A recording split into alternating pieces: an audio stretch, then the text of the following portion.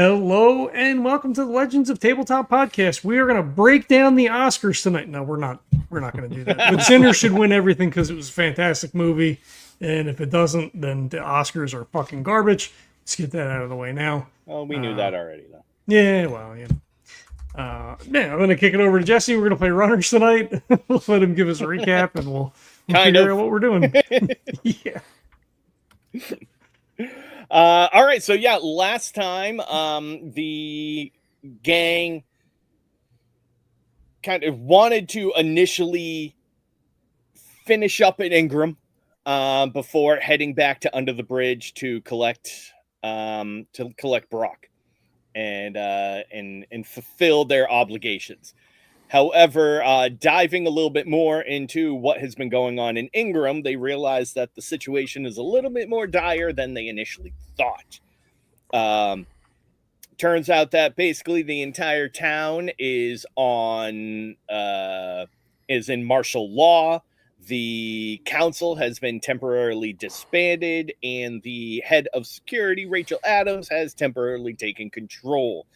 This was after a little bit of a disagreement between security and the mine workers that resulted in an itchy trigger finger, and a handful of miners ended up getting killed. So at this point now, all the rest of the council members, except for Jose, because he is in the mine keeping things at least semi-active, but the other three members of the council are on house arrest, essentially, for their own safety, of course, according to Miss Adams, while the security has taken control of the rest of the knoll. And so now our group basically has a decision that they need to make, and they have tentatively decided that their home is important, especially since A, this is where Smokey's liquor is, and B, this is where Huxley's mom is. So they kind of need to figure out what's going here first before heading out. So at this point, you guys are sitting, it's right around dinner time, later afternoon, and you are back in Huxley's house after talking to Jose down in the mines, trying to kind of hash out exactly what the next, 24 to 36 hours is going to look like for you.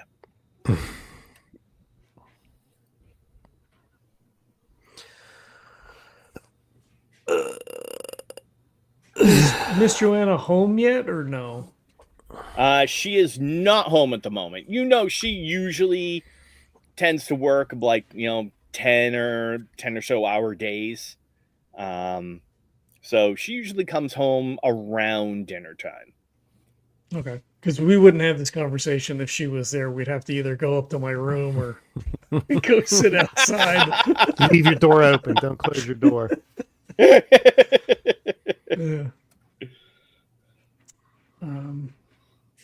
Well, what do you think? Do you know any of the security guys, Mr. Smokey? I mean, you pal around with them a little bit more, right? Do I know any of them? I don't know. I asked you. So obviously, is Smokey then? Is he fighting through a headache and whatever? So he's so he's holding his head, and then, as an aside, Kevin asks Jesse if I know him. Do I know any of them? That's totally up to if you. Depends on who you normally pal around with on your off time, right? Like I don't know if you hang out with primarily, your former miner buddies, or if you actually know anyone from security or anything like that. So I would assume maybe not all of them. I'm sure I know some of them, whether that's socially or in their line of work. They know me, right? Just meeting them. Yeah, but the way things have changed, just in a little bit of time we've been gone. I mean, it's a pretty drastic. I, I don't think even any kind of relationships are going to help us in this. I mean, it may get us to be able to talk to them, but I don't know if that's going to change any minds, right? Because we haven't been gone that long, and you can see what they've accomplished in that little time we've been gone. So I don't know. I don't know if my persuasion is going to help, but it will at least get us maybe to be able to talk to them, Well, find out where they're at. Well, Jose said that everybody like didn't participate, which I mean they didn't do anything, so like that sucks. But if they're scared, maybe we could pull a couple of them in, and see maybe like if they would help us. Like I don't like what do we do, right? I mean, does the council like have to like vote or something? Like, yeah, I don't know if they're necessarily following Robert's Rules of Order now anymore. I think it's just whoever's got the biggest stick, I think, is winning. So probably having a couple more people on our side to change those numbers is probably a good thing. So, because I don't think just the three of us are going to be able to completely change it. We'll probably need a bit of support from some people that have been here and know a little bit more about what's been going on.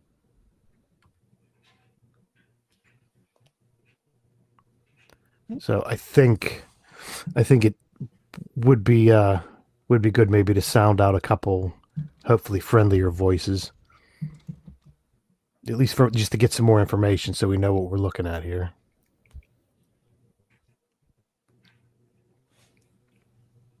do you think they would let us talk to the other council members? I mean, they're under house arrest. Do you think they're watching them? I mean, it must be, right? Yeah, and I don't think, not to be pessimistic, but I don't think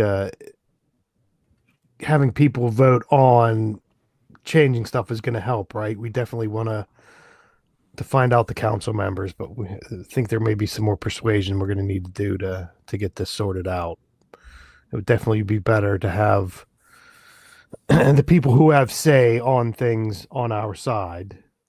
Yeah, I think that I'm not thinking we're going to get everybody into a room and there's people putting hands up to change anything, but at least knowing where the people who aren't going along with this or supporting this are, it might be good just to talk to them, try to talk to them and see if we can sway some of the other people who are a bit who were a bit wishy-washy on what the hell's happened here recently. What do you think, Mr. Zuchy? Because we've got to get back to Brock soon. What do you want to do? Well, I think if we don't correct what's here now, we're not gonna have anything to come back to. So I feel like Brock will be okay a bit longer. I mean, with just how shitty everything's gone. Now, granted, maybe we had a bit of a hand in how it's gone a bit shitty around here, but Huxley looks at the floor. not on purpose, right? We did what we had to do. There's always consequences for actions, but I think we're in a better place with the decisions we made. Yeah, we're going to fix it. We're going to sort it out. We'll get everything back to, if not completely normal-ish, but we did what we had to do at the time. So I don't think there's crying over spilled milk or questioning what we did in the past and actions we took. But hey, that just proves that stuff can change real quick. We can always change it back the other way to the good side. So.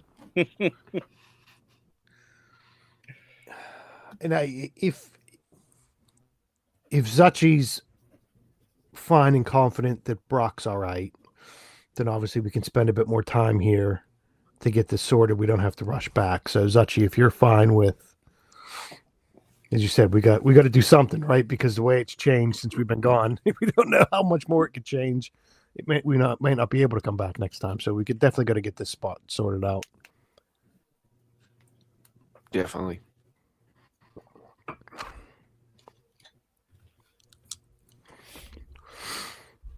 So where do we go? Smokey's. I was going to ask you. Yeah, Smokey's going to pound back some water. Is there anywhere specific? I'm guessing people aren't rounded up and being held in the same spot. Do we take a mosey around town just to see if we can see where people are standing outside of doors and assume that's where the people we want to talk to are in? Yeah, what have we seen since we've been home? Are there? I think you said less people were like on the street, right? Like people were kind of because everything's pretty much shut down. Exactly, yeah. So much less people walking around the streets. You saw a much larger security presence, and even the handful of people that you did see walking around were walking with purpose. Nobody's just kind of like moseying or socializing. It was very much like walking from point A to point B, head down, just doing my thing. Our games are converging.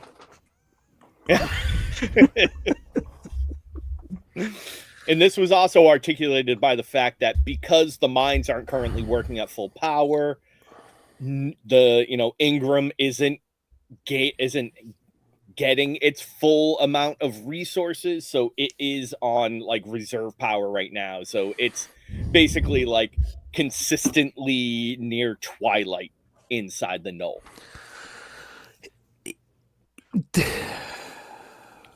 I think Smokey took care of the main gathering place when last time we were here, right? Or when we left last time. So I don't know, guys.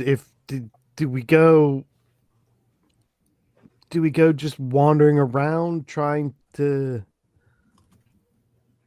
see if we can talk to anybody, or do we go out, make a scene, grab everybody's eyes to us, and get everybody's attention, and see what we can stir up from there? Right? Do we just go out in the middle of a square somewhere and start shouting, or do we try to go door to door to try to round people up and talk to them?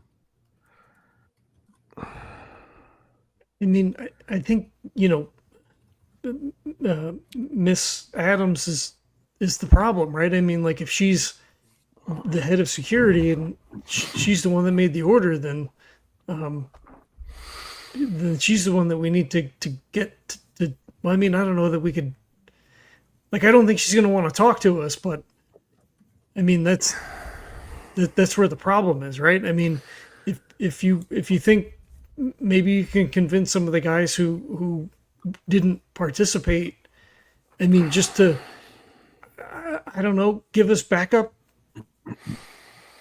and see, but we should like maybe go in a suit. I don't know, like, because they might shoot us. Yeah. So this is what I'm thinking. Do we play like a cat and mouse game of trying to track people down? Or does Smokey go in the middle? The three of us stand there.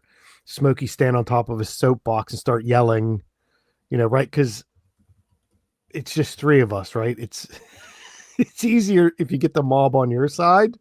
Now, granted, that's the risk, right? It can go either way. But I'm thinking, let's just go out. Let's start shouting for who's this Rachel Adams person? We need to talk. Shit here's not good. And just, try to make a scene and try to sway it that way. I don't know what you two think, but that's kind of what Smokey's thinking, right? Just go out in the middle of town and start yelling.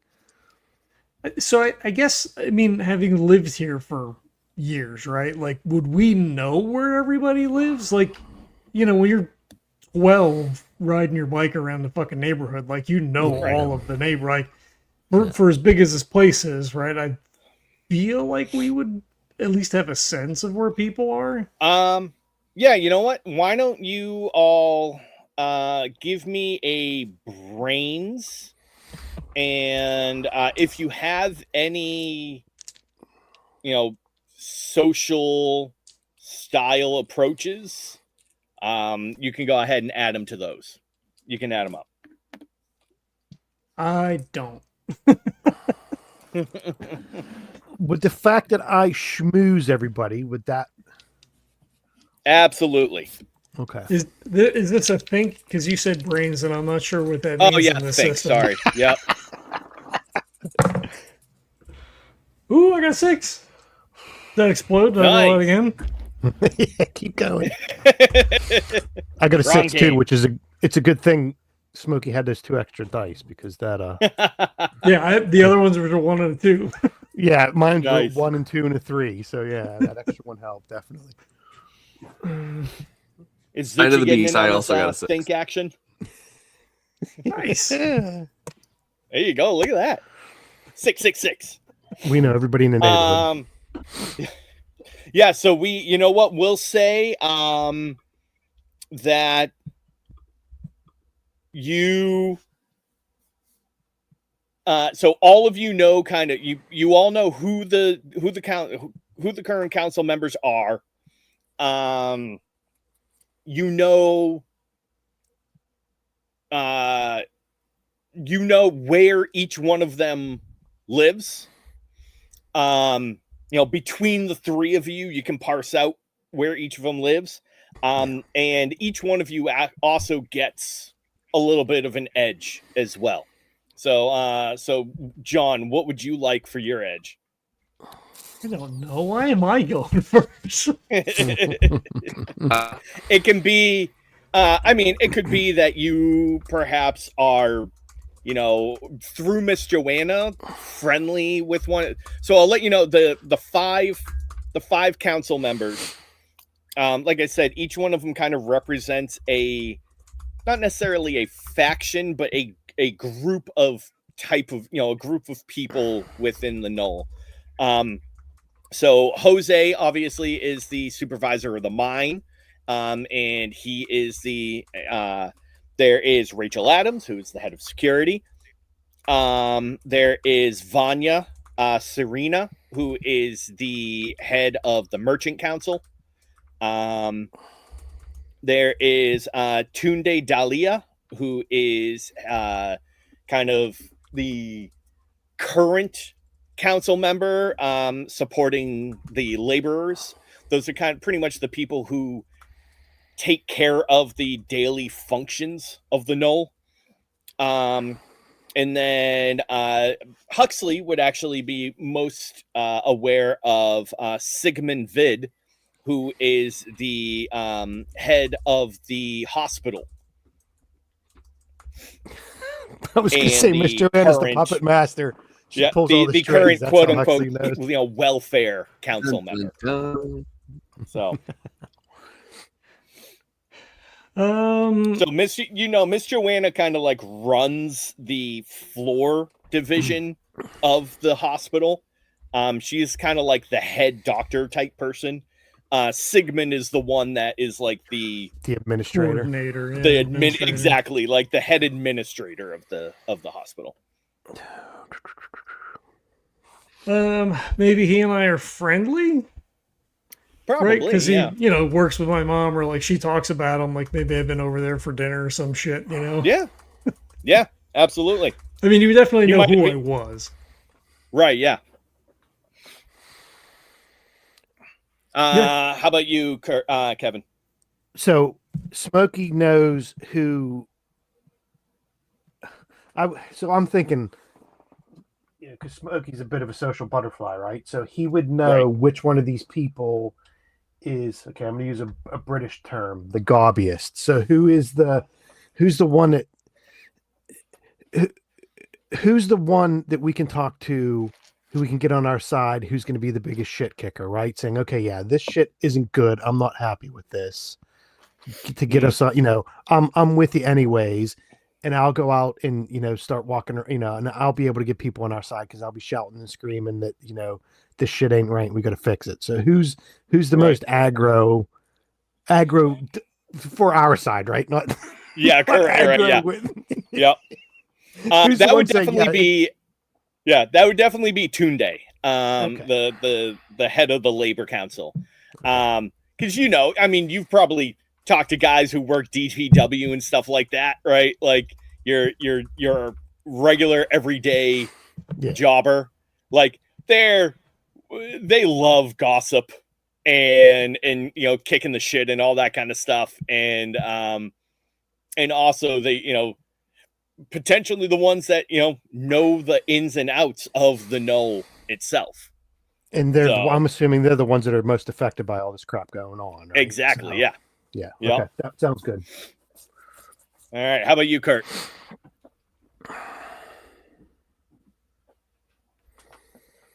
I don't know.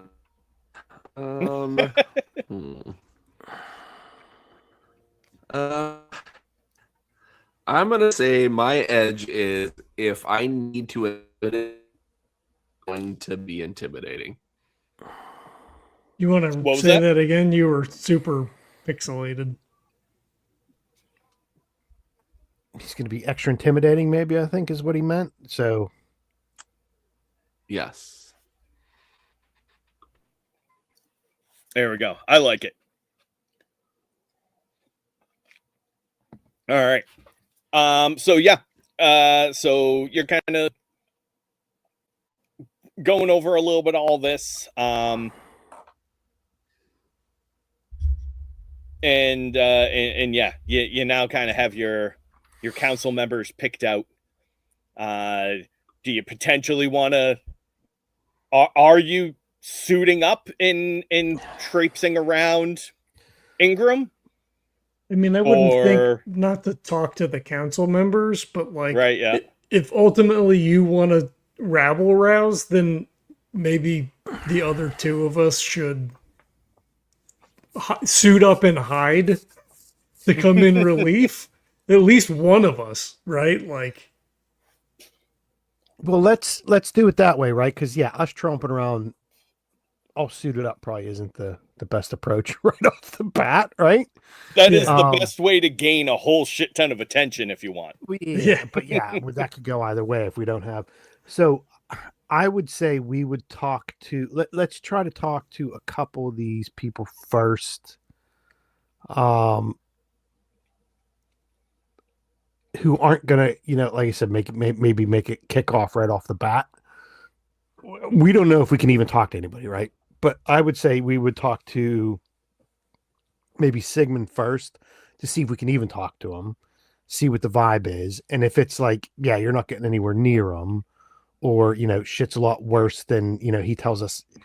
Then we go and suit up, and then we go talk to Tunde and see what kicks off. But yeah, I would say first we just do can we even talk to these people at all? Are they on complete lockdown or, that kind of thing?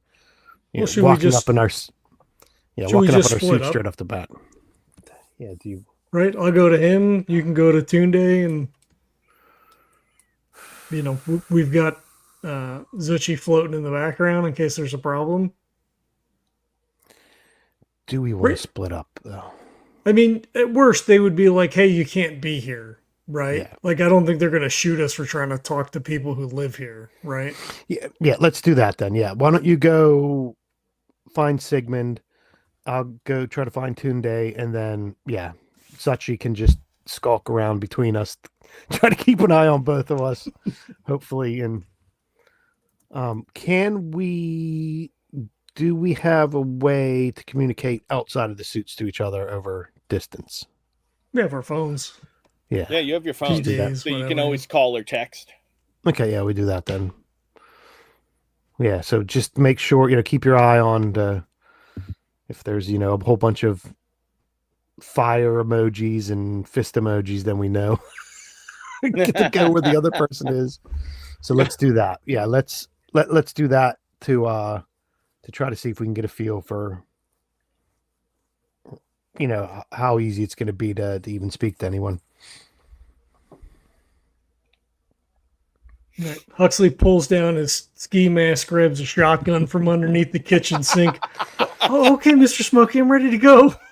He racks it with one hand. Yep. Ties an Irish flag around his neck. No, that doesn't matter. Okay. Okay. I mean, I can go talk to. Well, I can. I mean, I can try to talk to Mr. Vid and see if at least what he could tell us. And you know, just try to get more information, and then.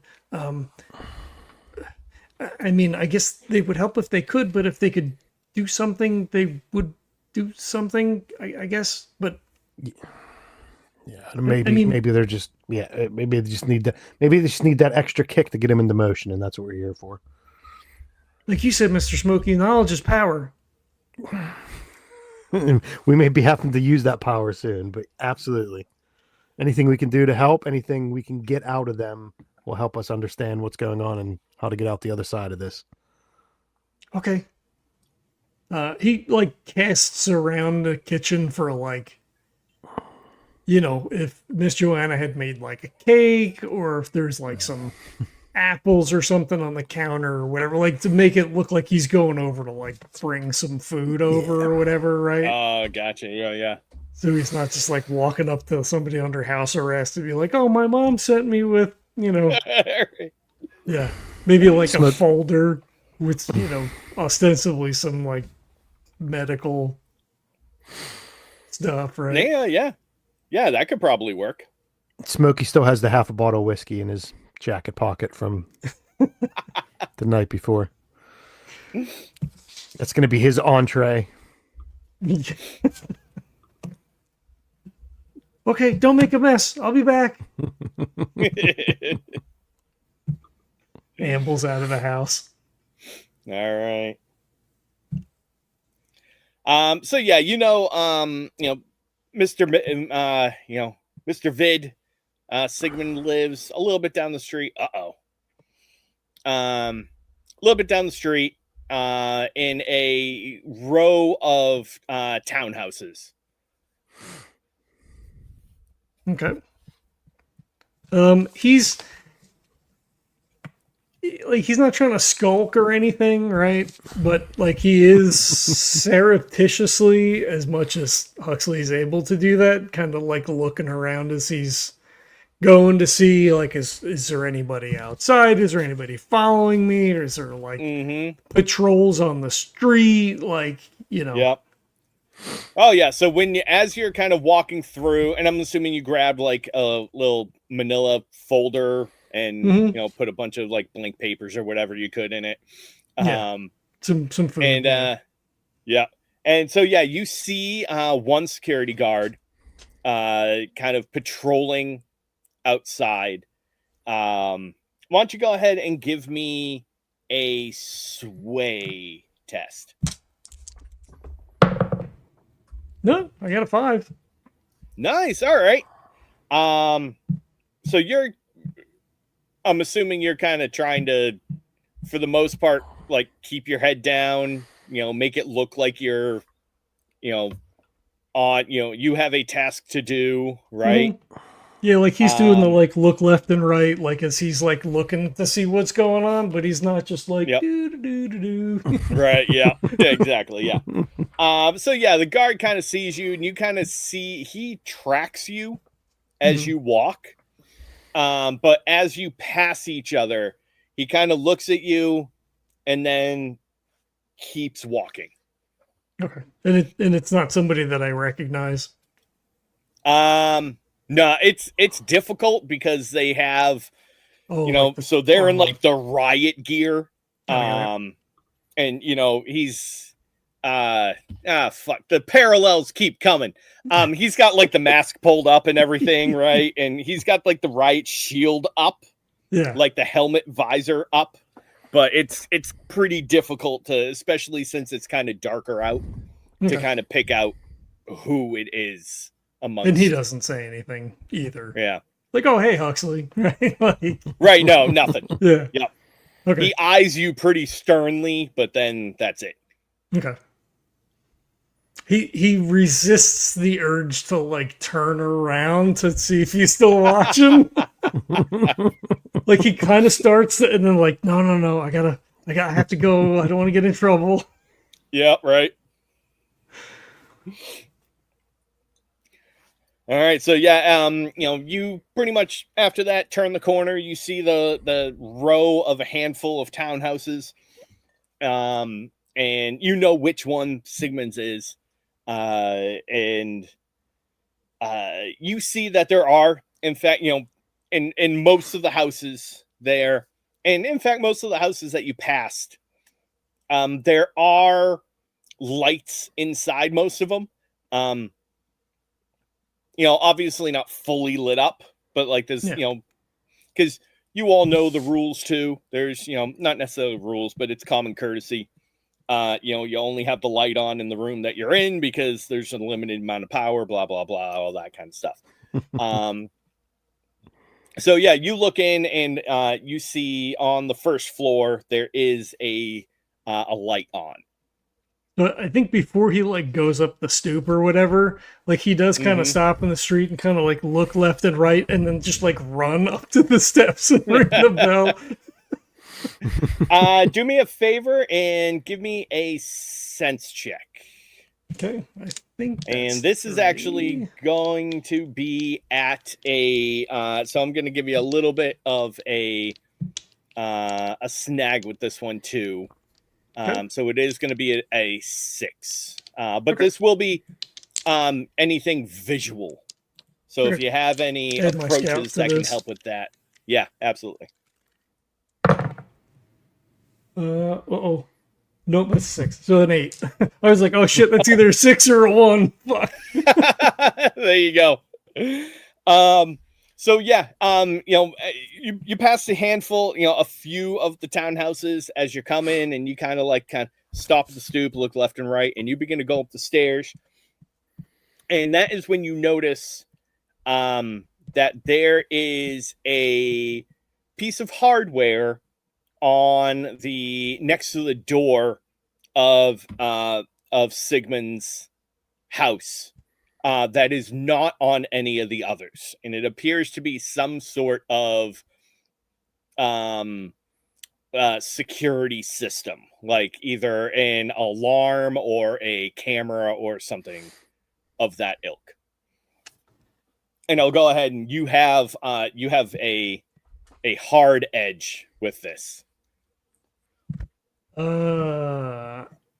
My first thought is that like I have his number, right? Like my mom gave you his number in case there's an emergency, like the guy who runs the place or whatever. So I think he just sits down and kind of like stretches his legs out and then pulls his phone out and like just texts, and then be like, Mr. Vid, I'm outside, but I don't know, like, it looks like they locked your door. Like, can you tell me what's going on? I came over to come and see you. And then he like just starts to ramble. Like, it's like, the text is so long, like it's broken up. It's like I have to send 2 texts. We just came back and everything is all messed up and I don't know what to do. And we thought we'd come and see you and, So he replies. It takes a moment for him to read everything. He just reply, welcome back, Huxley. Good to see you're safe. Miss Adams has implemented extra security measures on the council members' establishments for added protection.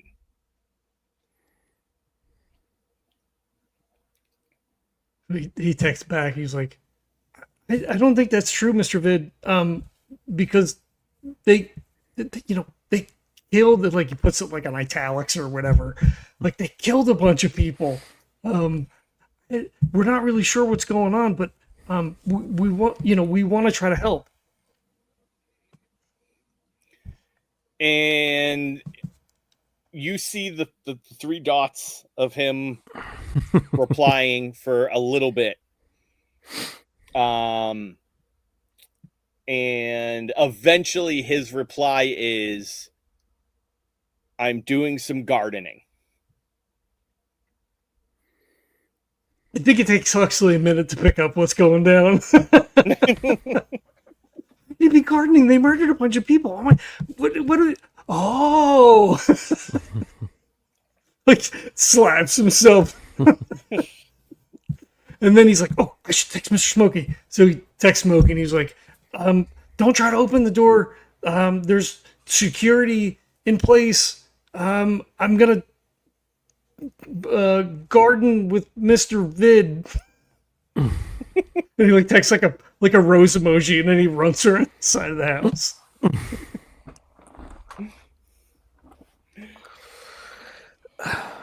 Smokey's staring at his phone, a bit confused. So I'm assuming I was heading over, right? We weren't waiting for Huxley to come back, right? We were both going to go off at the same time. I assume, yeah. Yeah. So, Smokey's kind of looking at his phone and, holding it. And okay, this is going to sound really bad, but it maybe this plays into Smokey's state at the moment. I don't know why it's playing into my state, but I'm not picking up what you're putting down. So what did I miss trying to put that together? And so I haven't been drinking, so I know Smokey has been, but I haven't been. So what? Well, maybe this works then, right? Like maybe Smokey just doesn't get it, and Huxley wouldn't explain, right? But out of game, there's either a camera or like some lock security measure on the doors. Yeah. Mm-hmm. So they probably can't get in and out. Okay. Right? Or if you just like try to open the door, maybe it sets off an alarm, right? Like, yeah, I gotcha. So people have to deliver food to them through the windows or whatever the fuck, right? Like, but he's not like that's like he knows what it means, so he's just texting you just whatever's off the top of his head. So Smokey's going to read that and go, well, okay, I guess he has a yard in the back, right? So maybe he's trying to tell me to go around back. So that's the way Smokey's going to play it. He's not going to go straight up to the front door. He's going to go around to see what the hell's going on. I don't know. Do they have gardens? Whatever. So Smokey's like, okay, well, like I guess I'll go to the back door, right? Because back door is usually in your garden. There you go. This works perfectly, and this fits in perfectly for Smokey. So, so Smokey's gonna go walk over to. Okay, so he's like a council member or whatever, but he is.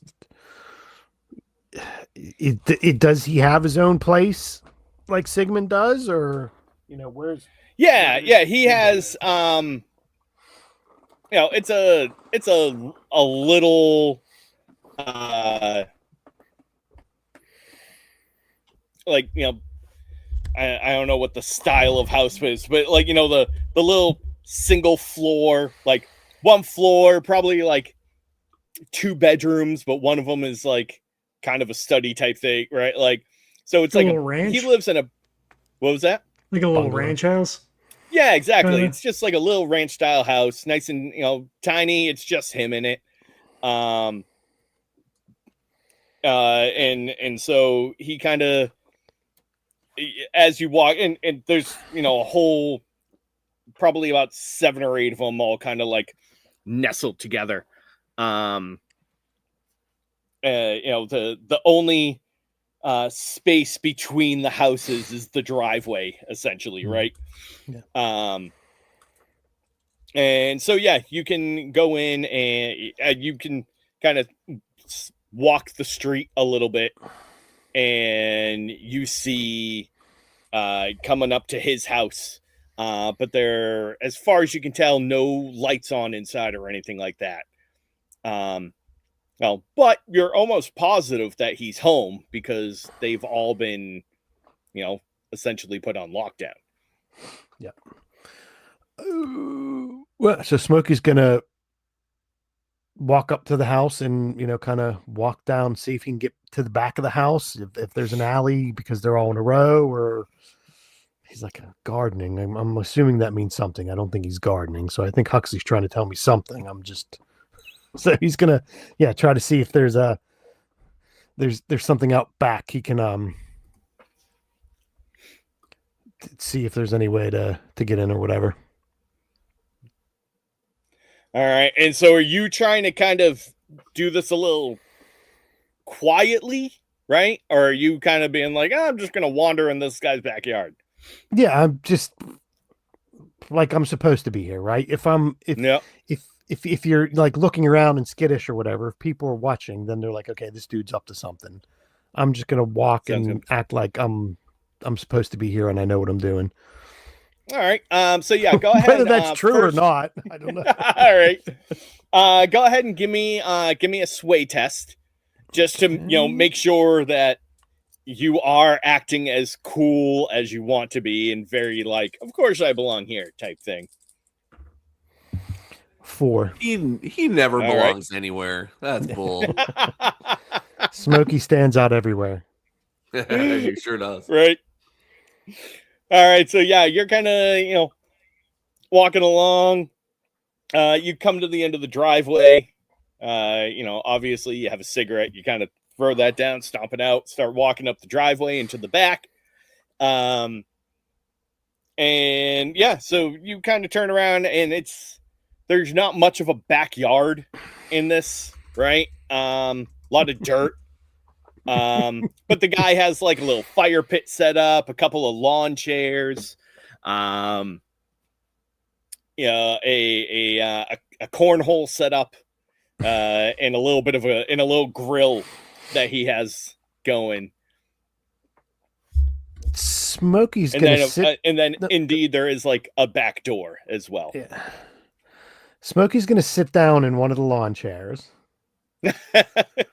He's gonna pick up just like a rock or something, not a huge rock, but he's just pick up something from the ground and just throw it at the back door, so it hits the door and makes a sound. Yep. And see what happens. Sounds good.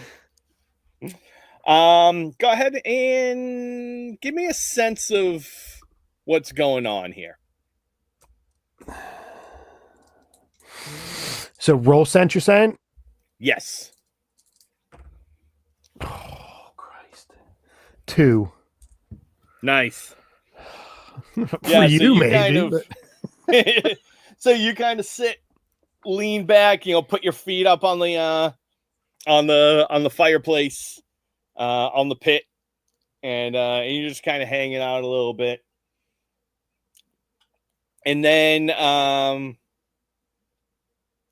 you hear, "What the fuck are you doing in my backyard?" And that is followed with a click sound that you very clearly understand as the hammer of a gun.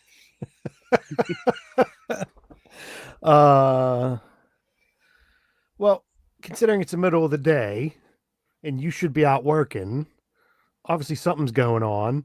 So I'm here to get you and everyone else back to work.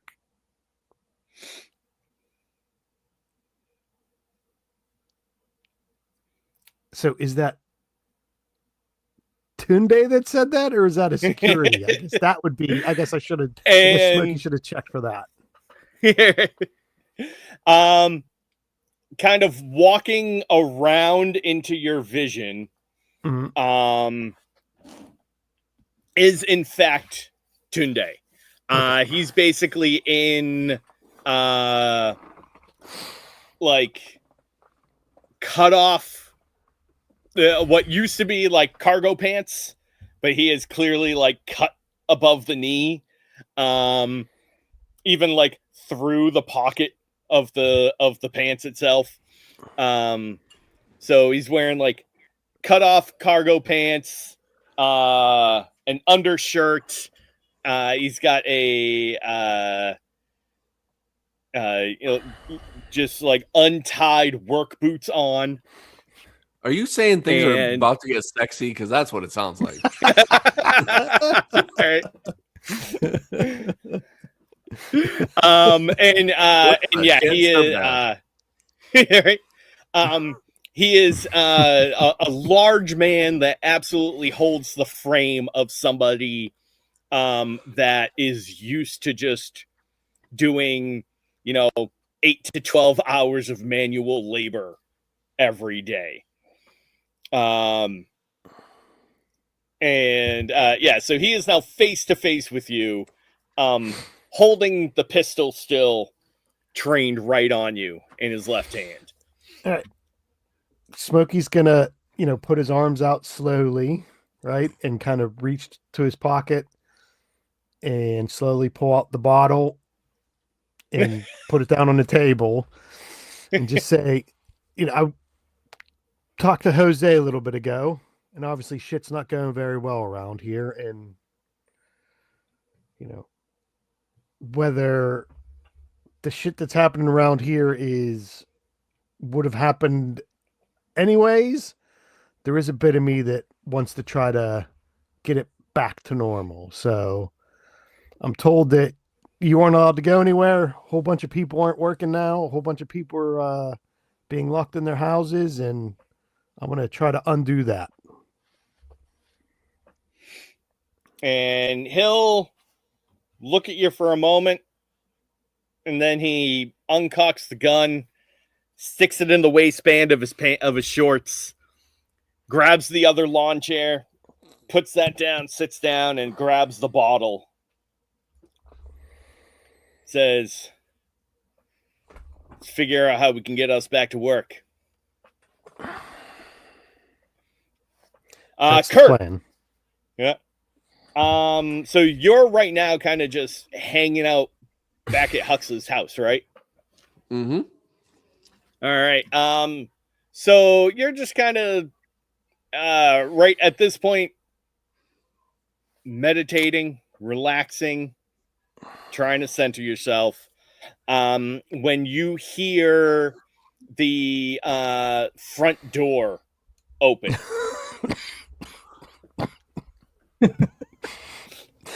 A jump up fighter stance.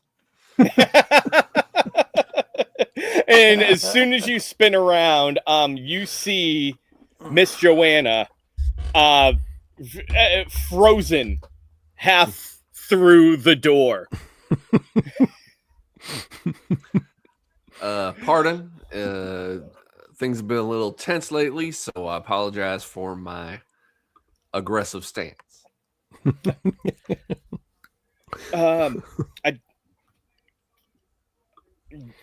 You are, well, not the last person that I expected to see. Definitely not the first when I came home. Yeah, we're kind of working on some stuff right now, and I'm just kind of waiting back. Is Huxley okay? Is he not here? Oh, he's not here. Nope. He cooked us a fine dinner. It was great, and yeah, now we're just kind of working on some things around town before we take off. Okay. Well, do you know when he's gonna be back? I'm sure it won't be long. He just went to talk to a fella, and he should be back, I would say, sooner than later. And he's okay though, right? Of course he's okay. Why don't you give me let's see if you can kind of keep the not necessarily facade going right now, right? But if you can charm her enough to kind of keep her, believe me, calm. So I'm guessing I'm swaying her, I bet. Yes. Yep. Okay. Hey, you watch what you're doing with my mom. Now, if I told you before things were gonna be sexy, you wait until now. You take that back. I'm gonna sway the tooth out of her. Can I use my protector? I'll protect you. No. Yeah. I mean, I suppose I could kind of use that. That's kind of a thing, Just right? Yeah, kind of. I don't know. It's up to you. I'd honestly, don't you have whatchamacallit? Don't you have something like along the lines of like Street Smarts or something? Yeah. So your Survivor, we've pretty much played as like more like Street Smarts type stuff, right? Yeah. Yeah. So if I'm adding that, it's 4 + 3, that's a 7.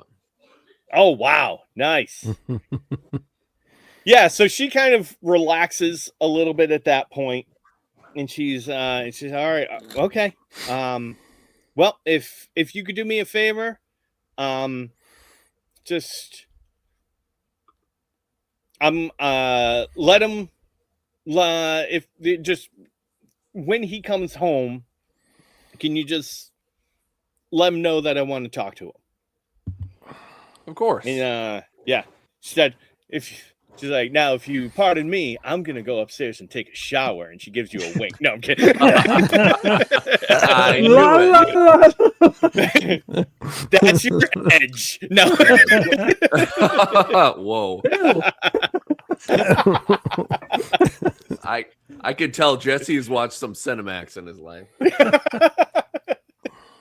No, but you do, yeah. So she just says, just let him know that I want to talk to him when he gets home. And you also do have an edge as well.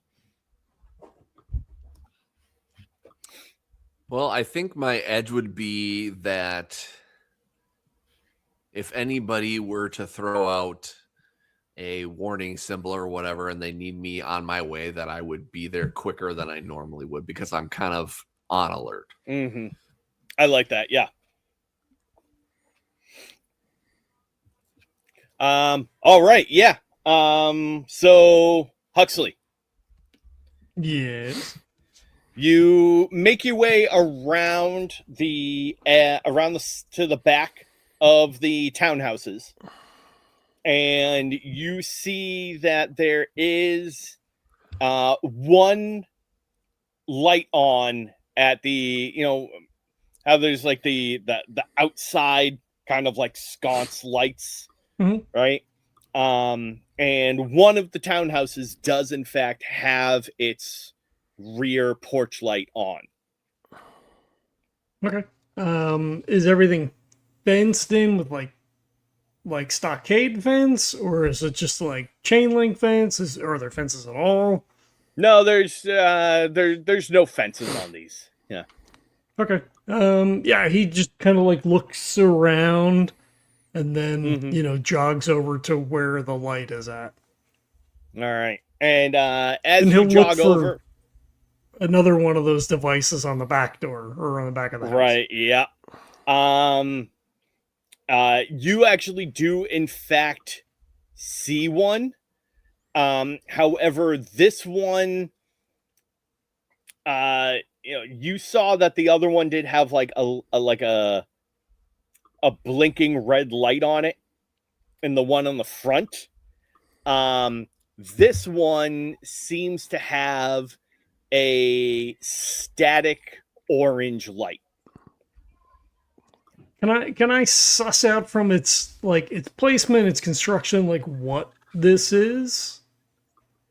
Yeah, go ahead and give me see if you can kind of analyze this and figure out exactly what kind of machinery, what kind of device you're looking at. This would be I could add my mechanics to this, I'm assuming. You can, yeah. That is going to be an 8, sir. Oh, nice. This is essentially the equivalent of like a Ring doorbell, right? Where they're cameras that have motion sensors, and they record the video and the audio, and they can have alarms attached to them and all that kind of stuff.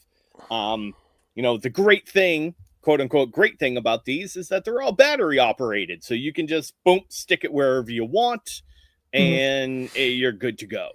And then obviously they're all paired up with some type of outside, user. So there's somebody that has a computer or phone or something like that once an alarm goes off, they can pull up the video. So I want to use my edge to say that he can determine like where the blind spot is to move up to the house without being picked up by the camera. Yeah, absolutely. These things usually have like essentially like 130-degree view pattern. Mhm. But if you come up directly From the side. side of them, then you can usually not trigger the system. Yeah. So I'm imagining it like as he sort of comes around the corner and like looks at the house, he sees that it's there and it's like, oh shit, and then kind of like goes back up and then comes, since there's no fences, then just comes back across. Yeah, and too from the orange light, right? So like the front one is set to constantly record. Right. This one, it only sets by motion, and the orange light lets you know it's in standby. Yeah. So it hasn't recorded you yet. So it didn't catch you kind of like coming around the corner or anything. Got it. Okay. Cool. So yeah, I'll come in from the side. I'll make my way up to the porch. There you go. And you actually see when you get up to the patio, the back door is ajar. Oh, okay. He like does the look around again, and I guess like crouches to get under the camera view. I guess it's depending on which side the thing is on, but yeah, like he'll. We'll say you came up along like the door side. Got it. Okay. Yep. Yeah, and he'll push the door open, but like before he steps in, he's like, Mr. Vid, it's me. Is it okay? I'm gonna come in, I guess. Like, pushes the door open, like takes a tentative step in, kind of looks around. Yep. Yeah, and you see, you basically come into like a little bit of a breezeway, and right after that, there's a kitchen, and the kitchen light is on, and Mr. Vid is standing in the kitchen making himself a sandwich. Like he walks up and he like holds out both hands, one with the like little bag of apples and one with the folder. Like he's just like, And he looks at you a little oddly, and he's like, I didn't expect you to come with gifts. Well, I mean, I brought the folder because I thought if anybody stopped me, because I could say that my mom, sent me over with some files. But then if that didn't work, I thought, I'd bring the apples. She's like, maybe you were hungry. And she was like, hey, you should bring, like puts them down on the table. No, your mother always did say that you were a pretty smart kid. Yeah, well, like kind of gets red a little bit and kind of like looks away. So what brings you to my house? Well, because because you know me, because of my mom and everything, and like we've had like dinner before, like, I mean, everything is all messed up right now, so we want to help, and I thought maybe you're on the council, so like stuff, so I thought maybe if I could talk, you could tell me what was happening, and then we could maybe, if you could help us, and like, because we're not really sure what to do, because Miss Adams, she's a bad person, and I'm not sure what we're gonna do yet, but I just want to like, and he just kind of like locks up and just like and he kind of looks at you a little side-eyed, and he goes, please have a seat. Okay. I mean, no offense, but unfortunately, I did not prepare for company. I was simply making myself a little light dinner. So I hope you don't mind if I eat. Oh, no, it's okay. I made dinner for me and the guys, and I made leftovers. There was some for my mom. I don't know. She wasn't home when we left. So, but no, go ahead. It's fine. And so he'll grab some water, grab his sandwich, and he'll sit down across from you. He says, yes, it is a very unfortunate situation that we are all in right now. However, I'm a little confused by what you said. I understand from an outside perspective, and coming in fresh to the situation without being here for the buildup, that on the back end it can look a little suspect, but I rest assured, Miss Adams has no ill, and she is not a, as you put it, bad person. She's not a villain. She is simply here to make sure that Ingram is safe. There was unfortunately some violence that broke out, yes, and threats made against the council members and others, and we are simply taking the necessary precautions until the threat can be assessed, and those who wish to harm Ingram and the rest of us are sussed out. Single tear down his cheek as he stands up and gets ready to snap this dude's fucking neck.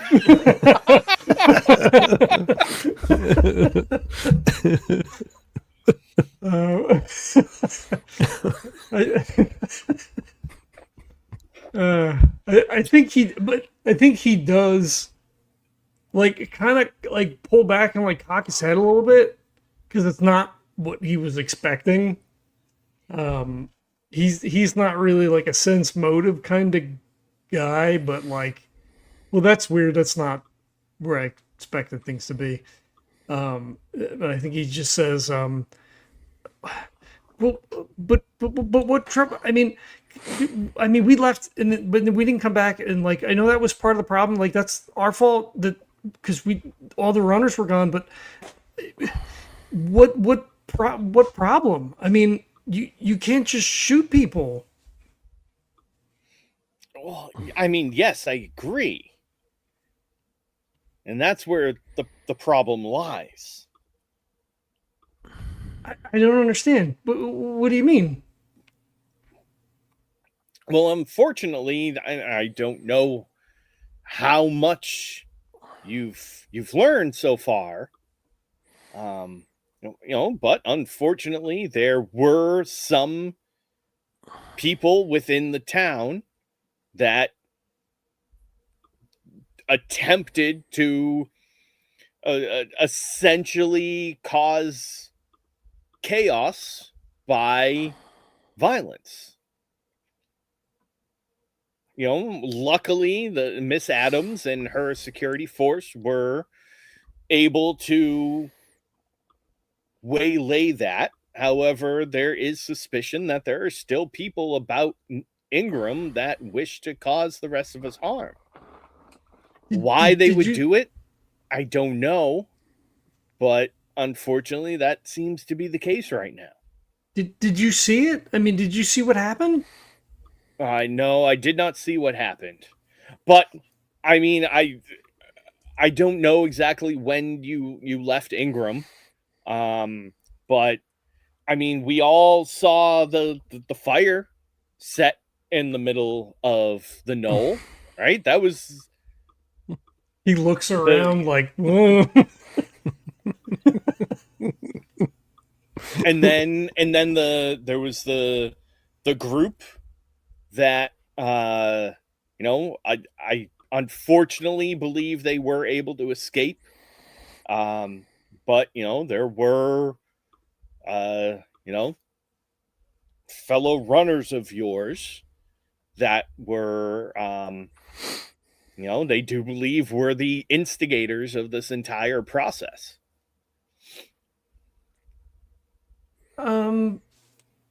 Maybe kind of. I mean, they were from another. They were only part of the problem. I don't. How long have you been locked in here? I mean, locked in is a turn of phrase that could be used. I have been safely in my home for a handful of days now.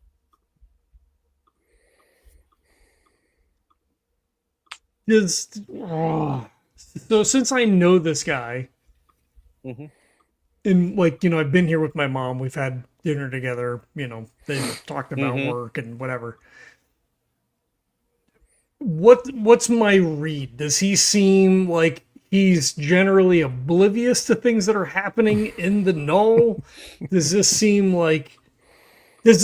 out of place from his normal, like how he would speak, how he would react to Yeah. things, right? Like everything is fine always in authorities. Right. That's why we have a council. Everything is fine. Like, does that Right, seem yeah. normal? Yeah, go ahead and give me a sense of the situation. Ooh, that's 2 6s and a 5. Nice. All right. So I will say, some things that he's saying aren't lining up, especially with what Jose said and what you know to be true. Yeah, but at least what Um, Jose told us, right? I guess we don't necessarily. Well, very know if true. that's true, But he's tying a lot of things together, right? yeah. So there's Jansen and Mara, Mhm. right? That there's the burning Bar down fire. of the bar, right? And then there's the incident between the miners and security.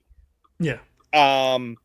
What he's saying happened, he's saying that there was an outburst of violence from the miners. Yeah. And he's also tying the burning of the bar and Jansen and Mara into this. And you know who burned the bar down. Yeah. But from a certain perspective, right? Like, Yep. if he's not connected to what's happening in town necessarily, right? Mm-hmm. And your security person says, Yes. this is what's happening, Mhm. right? Do I think he's I guess the question is, do I feel like he's complicit, or he's being sold a bill of goods like we see on TV every night? You know what I mean? Like, there's Yeah. people dumb enough to believe things that they're told. Right. I mean, he seems to be taking what Rachel is telling him at face value. At face value. Right. Yeah. But that doesn't seem like unusual to me, I guess is what I'm saying, right? Like, Correct. based on what Yes. I know about this guy, like, oh yeah, well our security person says that there's trouble, so there's trouble, right? Right. Like the head of security said this is what's happening. Yeah. Why should he argue? Think anything different. Yeah. Right. Okay. Yeah. All right. That was my concern. Yeah. Because Huxley obviously wouldn't kill him, but like okay. Okay. Well, so I mean, we were gone for a little while, so I mean maybe I misunderstood. And he kind of looks at him questioningly and says, "Well, okay. Well, but did she say how long everything should be locked down for? Because like, everything's running at like quarter power, and we were gonna make a run, but then like, we heard that maybe things were like really bad, so like we wanted to help before we left. So like, I don't know if we should leave, if we shouldn't leave, if because I just wanted to, because we just wanted to help." Your desire to assist is very noble of you, Huxley. It's one of the things that I always looked forward to with you. I wished that you would eventually work in the hospital, but I understand that your desires took you in a different direction. But it is a admirable trait that no doubt your mother passed on to you. I'm honestly not entirely sure what you could do in this situation. And no offense, but not being trained in this, I do feel that you becoming involved would probably not be a positive assistance. No offense. But that is why I have stepped aside, and me and the other council members have stepped aside for now and let Miss Adams take the reins in this situation. After all, this is what her and her team do. I have no doubt that given the backing of the rest of the council and of the Knoll, that she will solve this in due time. Like he looks like down and away, and then sort of like up and around, and kind of looks dubious. And he says, "Oh, okay, well, I mean, maybe I overreacted. We just, because this is home, so like we didn't want anything bad. Don't tell my mom, because I don't want her to get mad, because she's got a lot of stuff on her plate, and like I just, I thought, if I came over, like, just to kind of like talk it out, because she gets really protective and stuff, and like I don't want her to get mad and everything, because like we just got back, and then like I don't want her to be like, I want to just spend some time, like I don't want her to be mad while I'm here, and because then if we have to leave again, and I understand the exuberance of youth. You want to help. I hold your desires with the utmost respect. I appreciate that. You can keep the apples. I should probably. Well, you can keep the full. It doesn't matter. I'm gonna go then, because she should be home soon, and just want to make sure she eats her dinner, and say goodnight before, because she's got to get up early, and okay, I appreciate your time. And he's like kind of gets up and like kind of half knocks the chair over, and like grabs it real quick. And be safe, and like I said, just give it time. Let Miss Adams do her job, and I'm sure things will be back to normal in no time. Okay, I will. Bye. And he like carefully skirts the camera again, and like fucking running back home. and then he's like, fuck, and he stops, and I don't know if he would text again. No, I don't think he texts again. I think right. His concern now is to get home to like make sure he doesn't call.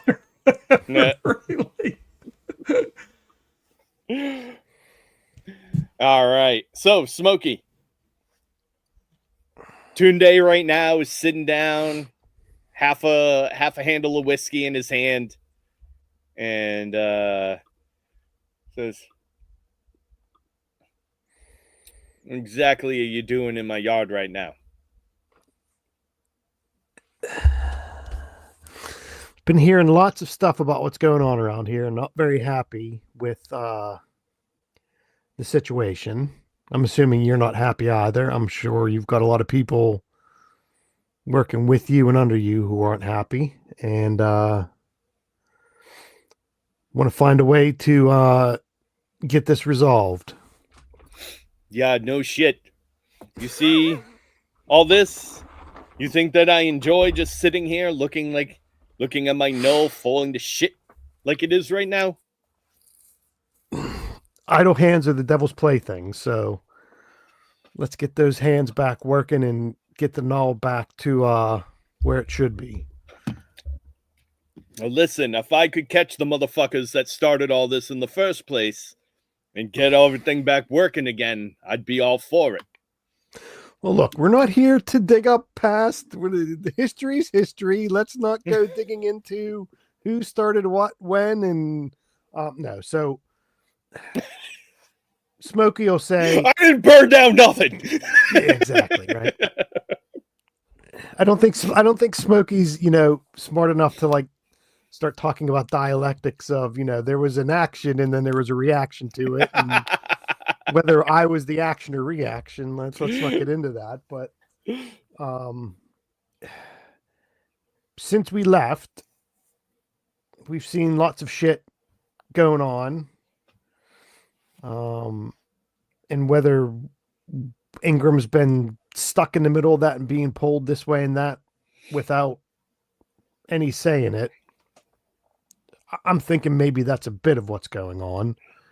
But so what is going on here? We talked to Jose. He told us security came in, slammed down on the miners, and now everything's half turned off, and all of you know, all these counselors and stuff are all locked up in their house. So what the hell happened? So he's taking a swig of the whiskey when you say that, and he kind of stops mid sip and then pulls the bottle down and looks at you and goes, "What the fuck do you mean by security getting into it with the miners?"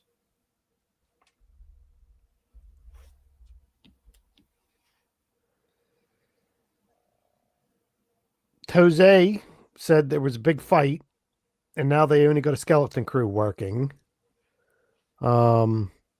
And obviously somehow if Jose's, now speaking for everybody, he was lower down on the totem pole, but he seems to be the one down there, not calling the shots, but he's the one speaking and, still down there at the coalface. At least that's what I've been told.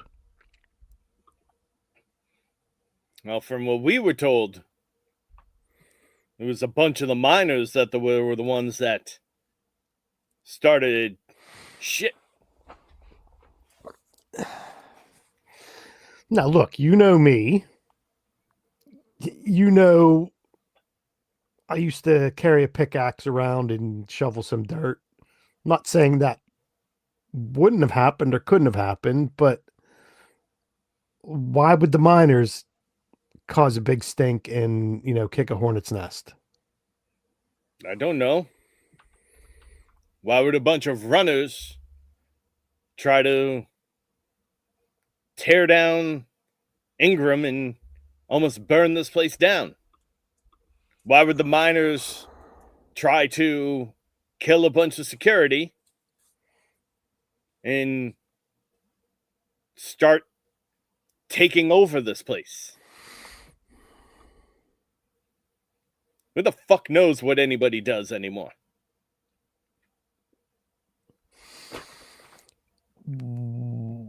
Why are you here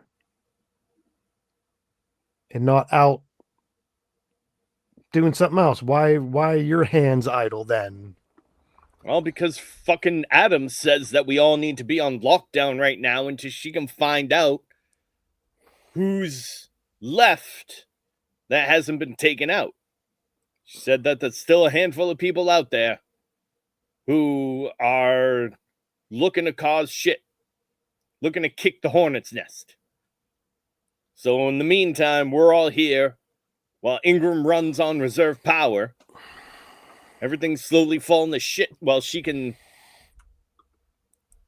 kind of water out some rats to stomp.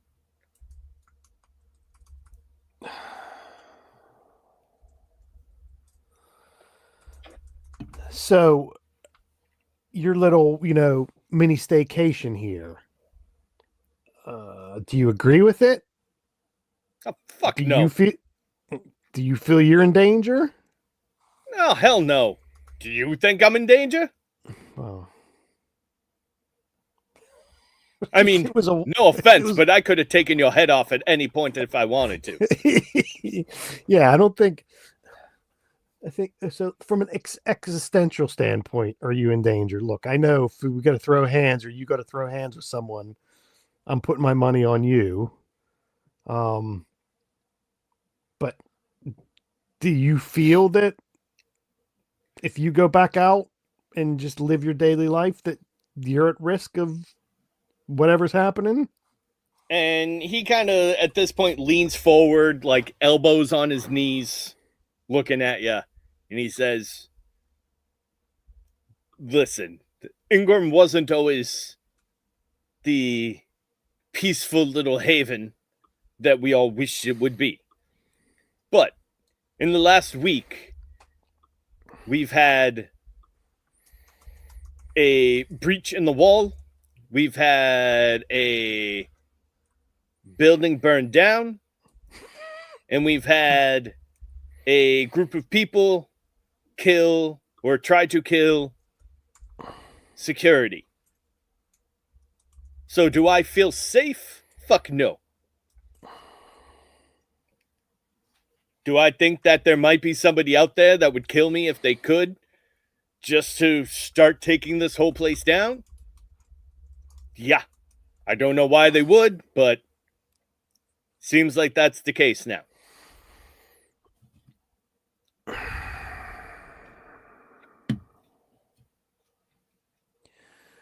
Is there anyone else you would recommend I go to speak to? Obviously, it looks like I've got a bit of more free movement around here than you do. And I think we're both pulling in the same direction. One of the privileges of being a runner, ain't it? And he kind of gives you a little bit of a smirk, like fuck you smirk, when he takes another sip. Look, my back was getting too bad. I couldn't be crawling down in holes in the mine anymore, so they got to find a way to make me useful. They send me to run my ass off, carrying a heavy suit around out, God knows where. So, hey, listen, more power to you. I think you were safer in the mines, but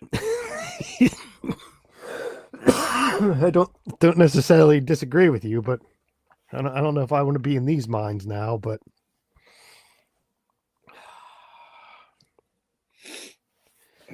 So if I need to come back and chat with you again, I'm guessing you don't have any, guard dogs around you out front keeping an eye on you, do you? I mean, I've got Brutus, but he ain't much of help. And he actually, nods over your shoulder. And you see, sitting just on the other side of a screen door inside is this, probably 14-year-old pit bull just laying on the ground asleep.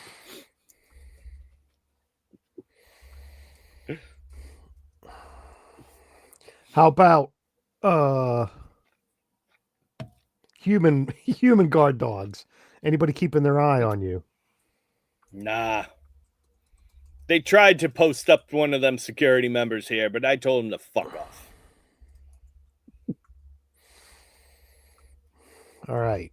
I'm going to leave that bottle for you. You can finish it off or save it for an occasion. Not thinking you'll get too much information hanging out here if you're not out moving around, but I'll swing by and check on you again. Maybe there's some more of those bottles where that came from, and we can have another chat, and I can fill you in a bit about what I seen, and if you have anything that you hear, you can let me know. Well, hopefully Adams will find the snake in the grass soon, and all this shit can be over with. Let's all hope so. So Smokey will get up and kind of grab his shoulder, I was gonna say you can do the forearm grab, but they're both sitting down, so he'll just do he'll just squeeze on his shoulder and kind of head off. And I was gonna say he was gonna go over pet the dog, but he's not gonna do that. He's not gonna take any chances. And and as you kind of stretch out a little bit, you actually feel a vibration in your pocket from your phone vibrating. Well, I was wondering after I typed it, maybe it's probably happening simultaneously, right? So it's right, not, yeah. So I probably wouldn't, right? Because I'm having my conversation while Smokey's having his conversation. Oh yeah. Well, we'll see. I mean, Huxley probably walks a lot faster than Smokey does anyway. So, all right. It's like a frantic text from Huxley. Not that this is a surprise. It just says Adams is lying to everybody and said that they said that the burning the bar down is a hostile element, and it wasn't. It was like he won't type it was us because I don't want to like he's afraid somebody's gonna see it. But he's like, she's lying about everything, and Mr. Vid, he believes everything. And just like question marks and exclamation points. Like, yeah. So I was going to type that in, John, and say, well, I think maybe I was going to say Miss Ray. I think Rachel's maybe looking for us. We're the cause of all this, or so he'll just type back. Let's go meet back at your mom's house and talk this over. okay. Yeah, maybe. Okay, I'll wait till we get together, and Smokey will speak it, and not Kevin. Yeah, my thought to like text you while you were still there was that like you'd have that to use with him. To be honest, right? Just Smokey wouldn't have looked. Smokey yeah. wouldn't have grabbed the phone anyway. Even though we're part of this and we're trying to figure out information, we split up. I don't think Smokey, if we're sitting there chatting with some big burly guy, he wouldn't pull out his phone and say, "Oh, excuse me, I got to call." Yeah. He wouldn't have looked anyway. So Okay, fair. So you're already gone then.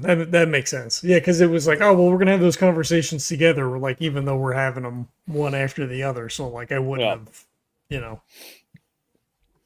But yeah. All right. So back. Huxley is on his way back home. Smokey finishes up his conversation, and Tunde is like, "If you ever want to bring another bottle by, feel free." And he'll give him like a goofy salute. Can count on it, and he'll start walking away. All right. So obviously Huxley gets back home first. And what exactly is Zuchy doing at the moment? He's pretending to put his clothes back on. No, I think he's just. Whoa! He's in the kitchen and nothing but a towel making a sandwich. I've got no. I actually have I have a towel around me that says "Kiss the Cook." No, no. I think he's still meditating. I think. Yeah. I think Huxley comes like stomping up, like running, like boom, boom, boom, boom, boom, boom, boom, grabs the door, bam, slams the door, runs in like looking around. Whoa! Where's the fire? That was before. That was Mr. Smokey, but that's been brought up many times by many people. I talked to Mr. Vid and Miss Adams. She's lying about everything because she told him that the miners tried to kill the security guys, and that there's a problem with the runners, and there's people burn the building down, and he doesn't. I mean, he believes everything.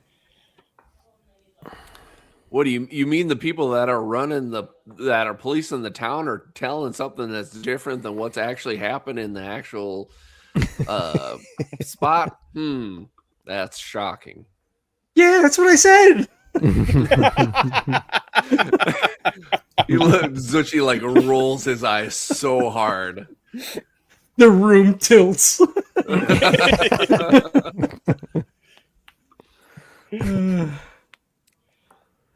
I texted Mr. Smokey to let him know too, because he went to go talk to Mr. Tunde, but she's lying. I'm not surprised one bit. I don't know. He sighs really hard. He's like go ahead. No, I was just say Smokey walks in just when Huxley shouts he's lying and probably throws his arms up in the air when he shouts it. So I figured that's a good time for Smokey to walk in. He's like, yeah. He like is really like having a tough time like trying to figure out what to do, because it's like, on the one hand, obviously, you know, taking Adams out somehow, like, you know, for her atrocities is like one way it should go, but also like he doesn't want to start more shit and have it be, you know, just kind of complete chaos. So he looks to Smokey and he says, "Tell me your guy went a little bit more smoother."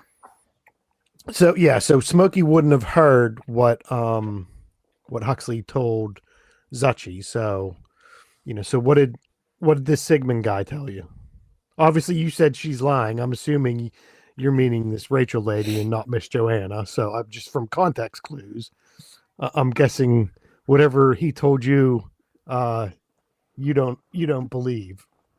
No, because she said that there's a bad element and that people are out to get somebody and that the miners tried to kill everybody and that the whatever element burned down the building. But we know that was you. You did that. and something about what were their names? Mara and the other guy that, you know, they were causing a problem. I mean, they were actually kind of causing a problem, but like that's not tied to anything else. So from what Tunde told me, it does sound like either this Adams lady, as you said, she's lying and she has an ulterior motive, or she doesn't have all the information, right? She has bits and pieces of kind of what happened, right? There was an element in here causing trouble, at least we think causing trouble. Okay, so no, I'll hold my hands up. Maybe the whole bar thing probably wasn't the best decision at the time, but it did help us, you know, get out. But you see what I'm saying is she's maybe thinking there is some kind of element that's trying to cause shit and stir up shit. And if you look at some of the stuff that's happened, it may seem that way. So is she misinformed, uninformed, or is she working to a motive that, you know, is heavy-handed and is causing the problems? Because to be honest with you, I'm not going to say I'll say from that talk and from what Tunde told me, it looks like Rachel, this Adams lady, might be looking for me, thinking that's the issue and that's what's causing all this uproar. I still haven't gotten any clarification on what happened in the mines, right? This Jose guy told us one thing. Tunde's telling us another. This Sigmund guy's telling you a completely different thing, but well, he said that he said that Miss Adams said that the miners tried to kill the security people, and Jose said that they were trying to find out what was going on, and the security shot him. That's what I mean. So did she send in security because she didn't have all the information, thinking it's for me? Is she the bad guy, or is she just doesn't know what the hell's going on and is making leaps in her own conclusions? Well, now I don't know. Yeah, neither do I.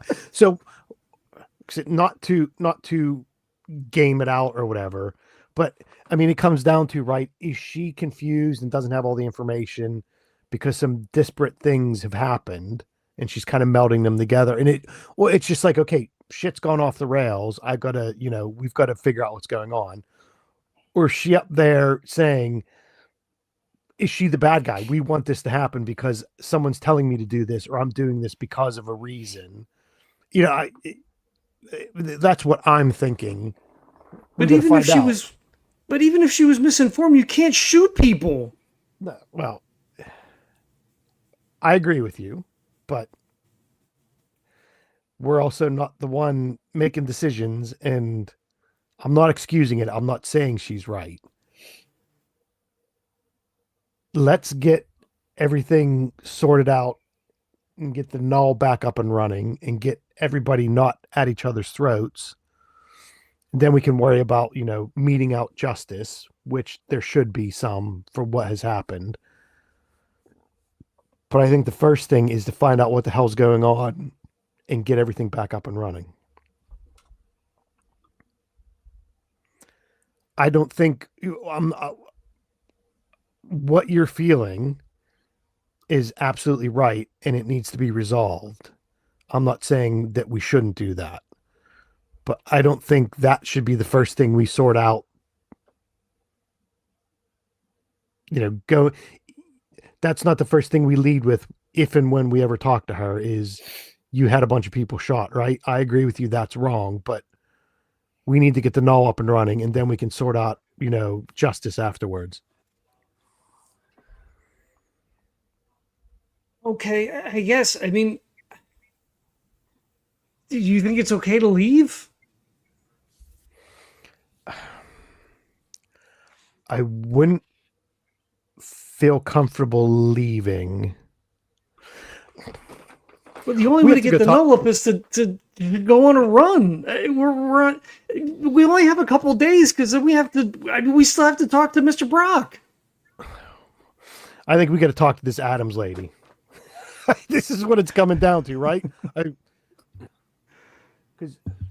Could we do a run without talking to her? But what's doing? If we go and do a run and get some stuff back, is everybody going to go back to work and start working, or is it just we brought a bunch of stuff back and everybody's still on lockdown and everybody's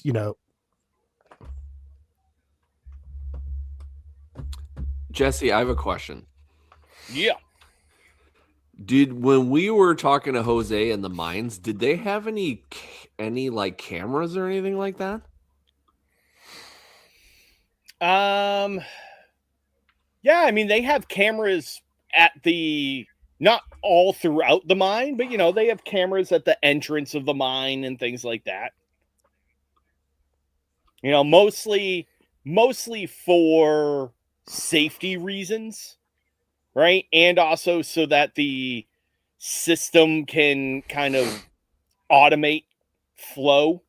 Right. So they probably have some type of AI algorithmical program that can count the amount of coal and the amount of production coming in and out by the cameras and stuff like that. So I'll burn it. Yeah, down, they man. have. Yeah. So when the stuff that happened, did it happen inside of the mine? No, I mean, from what Jose said, it happened, it happened in the area of the mine facility. It didn't happen in the mine, but it happened, basically at the front, in the front of the building. Are there cameras there? Yeah. Yeah. So then, Zuchy thinks oh, now you remember when we first went into the cave, there were cameras outside of that cave, and that there's whatever happened was around there. So if we find the footage, we might be able to find out what actually really happened if they didn't try to erase it. Oh, that's a good idea, Mr. Zuchy. I know. Hey, you know what? I don't have too many of them at times, but sometimes they do come to mind. Oh, don't talk bad about yourself, Mr. Zuchy. You're a super good guy. Well, you know what? I'll pat myself on the back then. Thanks, Hux. Oh, I forgot. Yeah, I know, right? I forgot. Your mom wants to talk to you. Uh-oh. He kind of looks up towards the steps. He smiles really big. He's like you're in trouble kind of smile. You're probably not in trouble. Did she say what she wanted? The phone didn't ring, did it? No. She asked me if you were all right, and I told her you were, and she just told me whenever you got home that she'd like to talk to you. Okay. I'll be back. And he like, slowly gets up, carefully like pushes the chair back in. Kind of like not petulantly walks up the steps, but kind of like slowly, Yeah. kind of like head down a little bit. Yeah. Yeah, and I mean when you head up, she's in her bedroom. The lights on. She has like a little like desk with a armchair and kind of little sitting area type thing. And she's just sitting there, uh, reading a book with also she has like her tablet out and things like that. But she's just kind of sitting there reading when she sees you like the motion in the doorway, and she gives you a little half smile, puts the book down, says, "Come on in." Hey, Mom. Everything okay? I should be asking you that right now, shouldn't I? I don't know.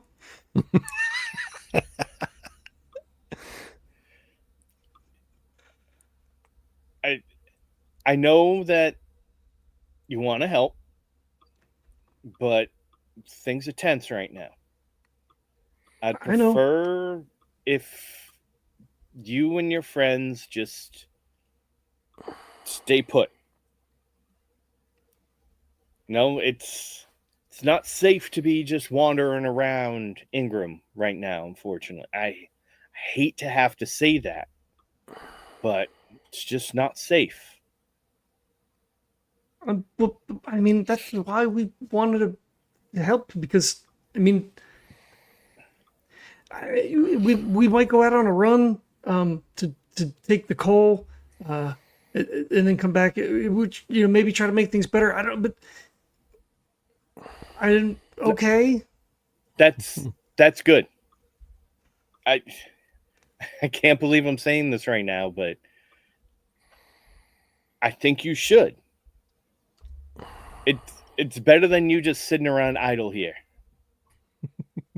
And I know walking around town, if something were to happen, your friends will be able to take care of themselves.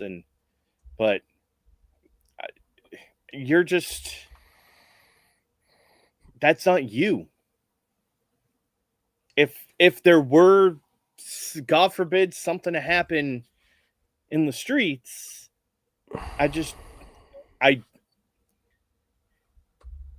you're a sweet kid. And I don't want you to get caught up in that. Your other friends, they might be, they know how to, I'm assuming, especially with the one that was in the living room. Dear Lord, that man almost scared me into a heart attack. He knows how to handle himself. Your other friend, Mr. Smokey, I've heard the stories. He knows how to handle himself. She said she heard some stories. She just kind of like,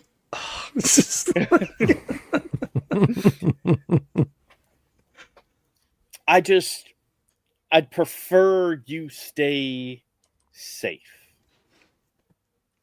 I mean,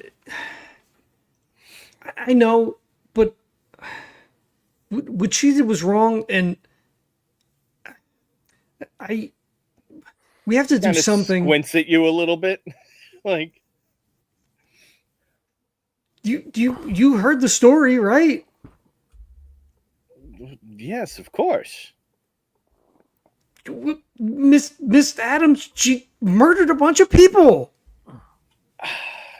You can't, Huxley. You can't just throw around that word. She did. They're dead, Mom. I know, but and it's really unfortunate. I've seen a bunch of stuff, right? I saw those men. And it is unfortunate. But when it comes to situations like that, I don't necessarily want to say that it's a you or them thing, but violence begets violence. They were going to do bad things. They were going to harm people. They were potentially going to kill a lot of people. They did what they needed to. That's why they're here, in case things like situations like that ever come up. I don't know. It doesn't seem right. I don't disagree with you.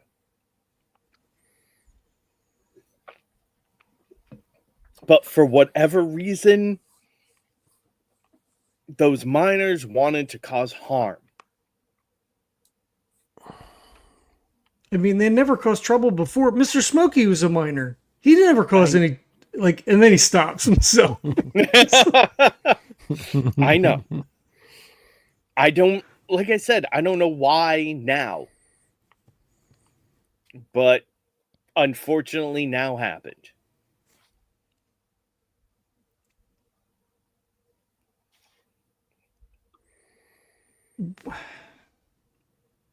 Like, he just kind of looks at the floor, and then he looks back at her, and he says, I know you're worried, and I don't want to make you worry more. And we'll figure it out. It'll be fine.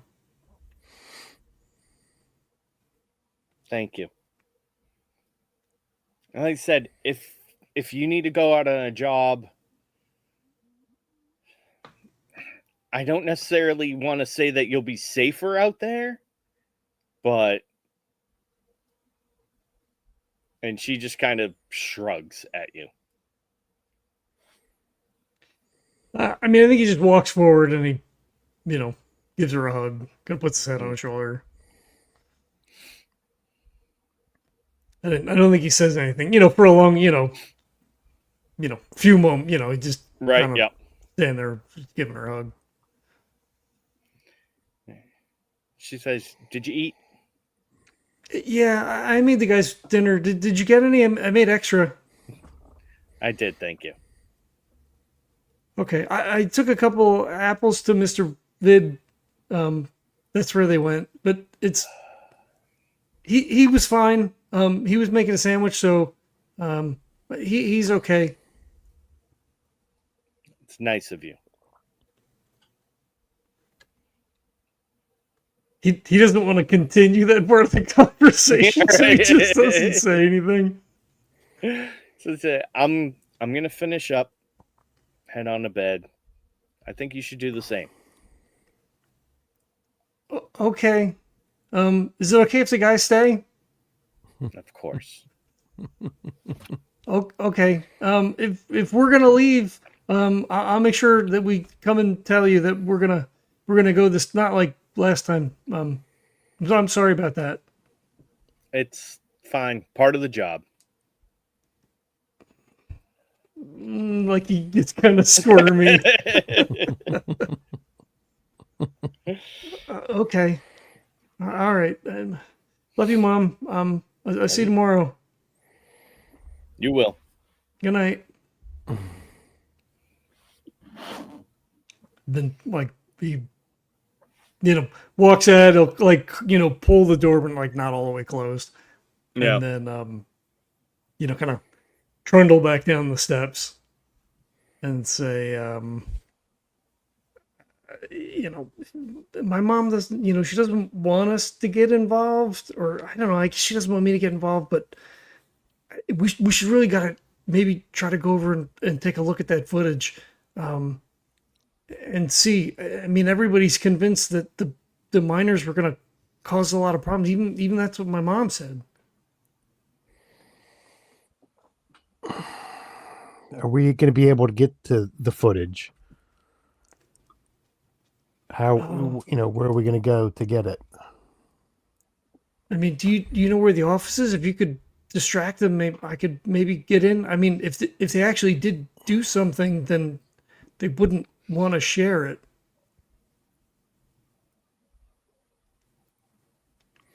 So you say, so at the mine office, that's where the footage is going to be. I would assume so, right? I mean, they probably record local.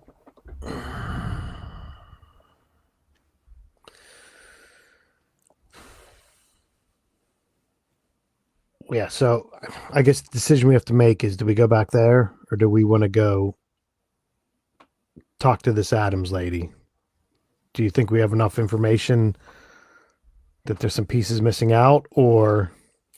I mean, the footage would show us one way or the other, right? I mean, Yeah, if we have the evidence, then we can go talk to her and be like, here we go. We've got you on tape. Okay. Yeah, that's probably, yeah. Do you trust Jose, Mr. Smokey? Do you know him good? I don't think last time we said I didn't, right, Jesse? I mean, he know talked him about you through a lot. association, right? Well, Smokey's a legend, so Right. I think that's kind of what it was. Yeah, like he was always telling stories about you. I think was a note that I had. Yeah. Exactly. Yeah. So Yeah, he I knows think about icon you. is the You word. know of him. Yeah. Okay. Well, yeah, from what Tunde told me, and I guess just what my own thinking. Yeah, well, there's something still fishy going on here. There's pieces we're missing, and I don't feel comfortable because somebody's either not telling the truth or twisting the truth around for their own means. So, yeah, I think the more information we can get before we go confront her, probably the better. At a game question, where does the security have their own barracks? Do they stay where the runners They do, stay? yeah. Okay. No. The runners, the organization is wholly separate from everything else. Got it. I assume that's like going into a police station for all intents and purposes, right? Like, Yeah. there's somebody at the desk. They have their weapons locked up. Right. Yeah. Yeah. And And I'll even say real quick, Smokey will probably know, because I mean, you were kind of a upper up in the mine, right? Like you were like supervisor level. You weren't like the level of like Jose or like an operator. Yeah. But you were like not a like just normal mine worker down there. Yeah. So you probably like where the office is, Where to go. Okay, where the equipment, like the general layout of all that that whole place. Yeah. And I said, let's go over there and walk into there like we know what we're doing, like we're meant to be there, and let's get some information. Maybe you two should go in, and then if you can distract them, then if you could draw me out a map, then I'll come in like a few minutes later, right? And then I can sneak in, or do you want to all go together? Because then if I disappear, then he's gonna know that I'm not there, right? I mean, yeah, let's get close and see what kind of setup is there, who's there, and then we can just break off and I'll go. We can go distract whoever's there, or if Jose's there, and then you can go try to see if you can get the footage. especially if there's only a skeleton crew of guys. I mean, most of them should be down working, right? I mean, well, what if somebody's in the office? Then what do I do? Well, how about Zuchy goes with you, and I can Okay. go. I can go over and be a distraction. Okay. I think that's a good plan. All right, so you guys want to head over to the mine, back over there? Huxley puts his hand on the table. Everybody's in. All right, Twin Towers can do. Right. So yeah, you guys mosey on over to the mine, and as you walk over, the streets are absolutely dead. Nobody going, at this point, there's no business happening, right? And you don't see any security walking around. And when you make it over to the mine, you see just general kind of like work light, almost like street lights, right? Kind of at like half power. But you don't see any lights on inside. You don't see anybody walking around or anything like that. It doesn't look like the facility is like, running at the moment. I'm gonna put my phone on silent, so like if you want to go in, then maybe like text us, and then if nobody's around, like we'll come in behind you. Yep, that sounds good. So far, it looked good, but we'll see. Okay. Huxley like crouches down next to like a rock.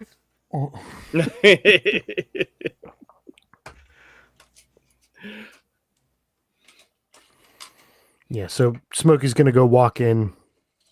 Yep. Just to see if anybody's about, see if he needs to be a distraction or not. Sounds good. Yeah, you walk right up to the front door. Similar, kind of similar to what you did before. Like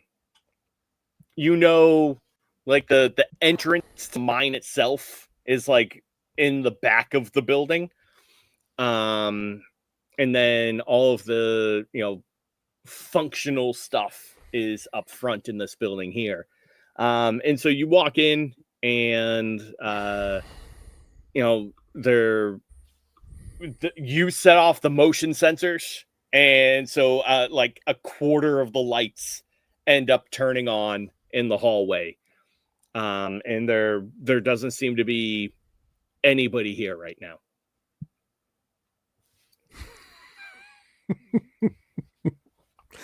I'll send a message to Huxley that coast is clear. I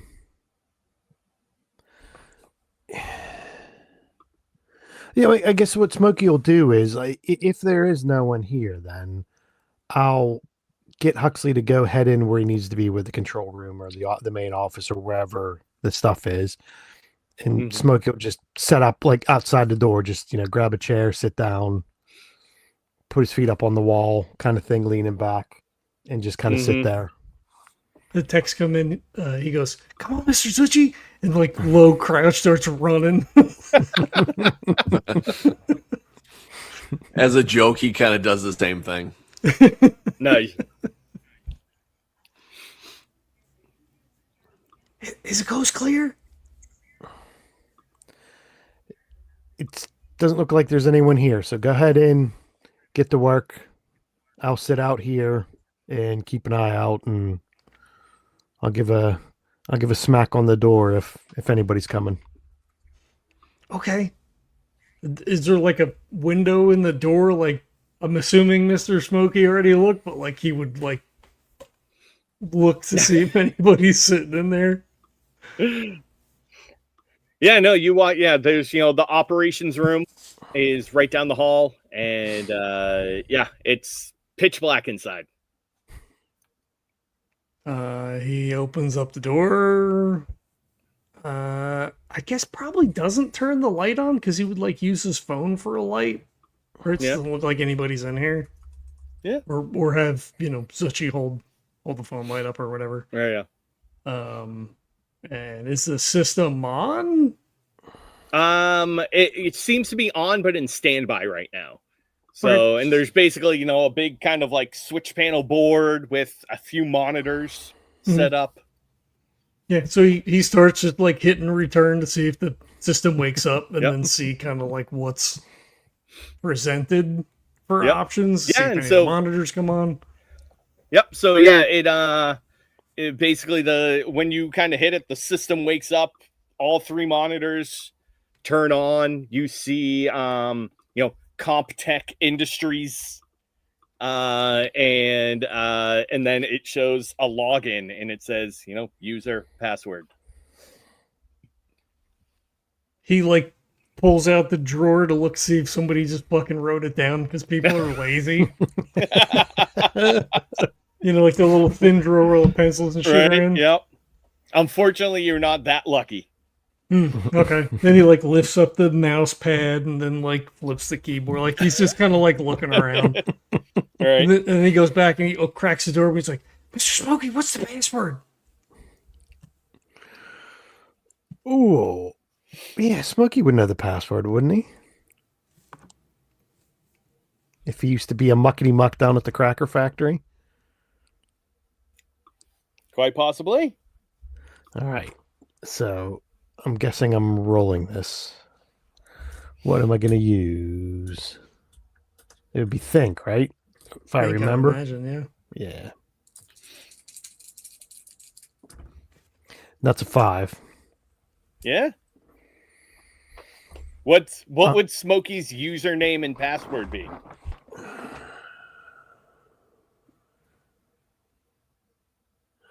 Okay, so we'll do the standard first initial last name, right? So send it over.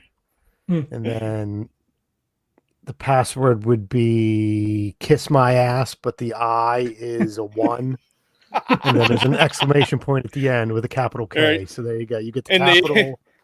Yeah, right. Capital K, 1 SS A @ sign. So you get the capital, the character, and the number all in one. Right, exactly. Nice. He looks at you kind of funny and shrugs, goes back in. He's typing away. Yep. And so sure enough, it logs in, and yeah, you are now in the system. So I look at the monitor. I try to like correlate monitor to feed, and then look up like, get into the directory and be like, I'll look see how things are labeled. Sort of like storage backup. Video. Is there like folders by date, or like you just like start like gross and then work down. Right. Yeah. Perfect. So it takes you a little bit of time. But you're able to, essentially, by talking with Jose and everything, the day that everything happened. And so you're able to pull up the footage of that, and then figure out, the best and you can now see that there's about 5 different cameras all monitoring feed from the mine. And 4 of them have no activity on them for several, except for one, which is the one towards the front of the mine. You do see that there is a group of the miners, kind of not necessarily just standing around, but obviously not working. Okay, is that right now?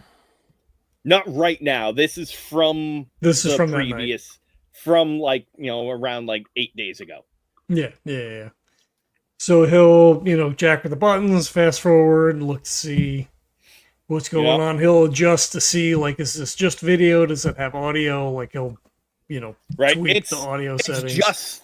It's just video. And in fact, you like, as you're watching it, you actually see like little green and yellow boxes popping up with the AI attempting to read, because its job is to monitor production, right? Yeah. Eventually you see Miss Adams and a handful of security come into view of it, and they're kind of popping in and out every once in a while. But you see Rachel and Jose talking. The conversation seems very heated. They're kind of, a lot of gesticulating. And then you do see in kind of the foreground of them, that there are a couple of security guards and a handful of miners. And a few of the miners start kind of pointing and yelling at the security officers. And one of the security officers pushes a miner, right? At that point, the miners like raise their hands. They're like, hey, hey, hey. And then you see the only reason you kind of catch it is because it goes by very quickly, but the AI picks it up, is a piece of coal. A rock flies across the screen. And you see like the little tracking square that picks it up. And then you see Jose and Rachel's heads snap off screen. So essentially, if you had like miners on the right, security on the left, their heads snap to the left. And then you see 3 security officers basically approach from the left side, guns out, and you see them go pop, pop, pop, pop, pop. From where the coal came from. Correct. Yeah. And then at that point, Rachel pulls a pistol on Jose. He does hands up and backs up. And the rest of security comes over and basically just starts laying people down, zip tying hands and all that kind of stuff. All right. So miners left, guards right. Yeah. Cole comes out from the left, but then guards also come out from the left? No, so miners right, security left. Mm-hmm. Cole comes from the right. Okay. And then they threw a coal at the Yeah, so basically it looks like a miner threw some coal after some security got a little aggro. Mm-hmm. And then security opened fire on the miners. Okay.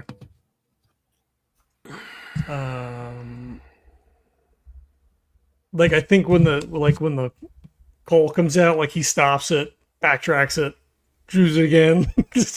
Yeah. Does it look like any particular person threw it? Is it just like randomly get caught up by the thing? You didn't actually see who threw it. You just see the coal come across the screen. Yeah, and if only you were because watching the box. it, you probably wouldn't have even caught it. Yeah. Okay. I copy the file. I'm assuming that's a thing that we can do. Or I could just take out my phone and just record the video of the fucking thing, right? Yeah, so I do that. Sounds good. And I'm assuming all the suits look the same, so like it's not like you could pick out individual guards or anything like that. But it was 3 guards on their own. Seems to be 3 guards on their own that got a little. And then she's like, "Oh fuck!" Like now we're in some shit. Right, exactly. Like we got to get out of here. At least that I don't know that Huxley would read it that way necessarily, but that out of game seems like I think like he's just sighs like that and is like okay, Mr. Zuchy, I got to record on the phone. I mean, we did use Mr. Smokey's password. Hopefully nobody notices, but like, I don't know if they like check a log or whatever, but like, I guess there's not too much we could do, but I could clear the cache, I guess. So like he'll start clearing things that he knows how to clear to like kind of backtrack out. So maybe it's not super obviously what we were looking at. Yeah. He's not real sure. Right. Unless we're giving him electronics back again. I can't remember if we had the discussion after we got rid of tags. I don't. We'll find. If we were just rolling. Oh, I guess it would be more computers than electronics anyway. Right, yeah. Okay. Basics. Yeah. I don't know, Mr. Zuchy. What do you think? I think we gotta show this to the other council members. Okay. Okay. Like he's all fucked because up. I think we're gonna need more. We're gonna need more people behind us than just us. Okay. I don't think Mr. Vid's the one to take it to, because he seemed pretty convinced that it was the miner's fault. So like maybe Mr. Tunde, maybe. Smokey has a good way of talking with everybody.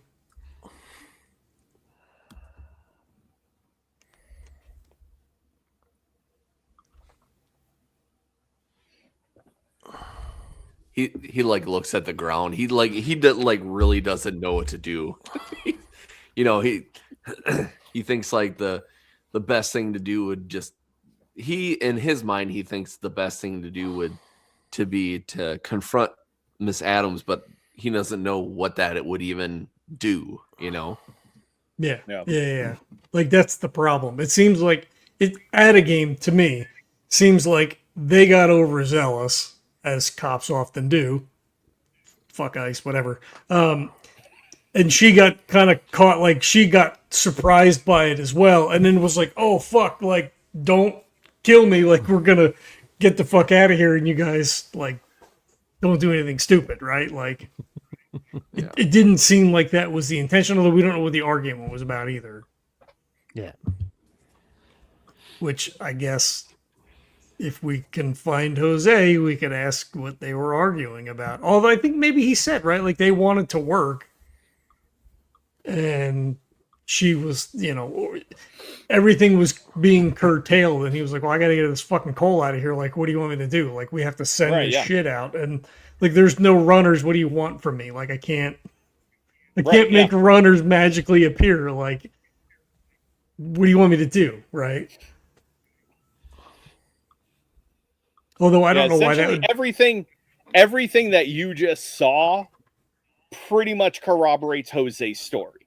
Now, obviously, he probably left some things out about, how heated the miners got and things like that. Yeah. But it definitely leans more on his side than it does on their side. Yeah. But I feel like at this point, as is typical, like now it's the cover up of like, this is their fault, they're terrorists or whatever the fuck, and you have to support your, back the blue bullshit, whatever, right? I mean, that's what it feels like. Yeah. God, fuck this game. I'm sorry. This is supposed to be fun, Jesse. Yeah, god damn it. I tell you, let's go kill her. We'll all feel better. All right, so who are you deciding to take the footage to? Well, I think we scoot first, right? Before anybody all right. comes in, right? Like, sounds good. Grab Smokey, be like, I recorded the video on my phone. I wasn't sure how to download it. I didn't think to bring like a thumb drive or anything. But I have the video. It seems like, I mean, it supports what Jose said, I guess, but they were arguing and somebody threw some... I'll show you when we get back to the house. We should probably get out of here. Yeah, let's make haste before anyone shows up. Huxley sets up a password on his phone.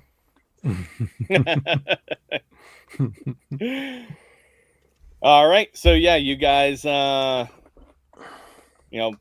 close things down behind you, make your way out, and head back home to kind of figure out what your next step is.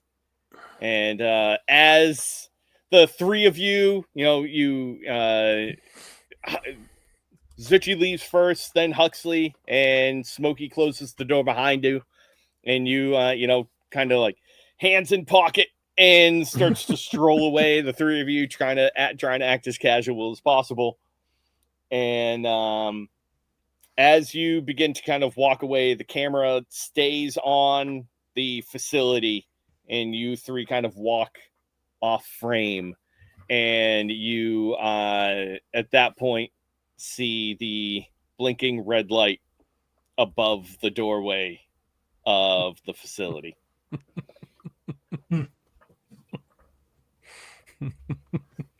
That makes sense. And we'll go ahead and end it there. Ooh.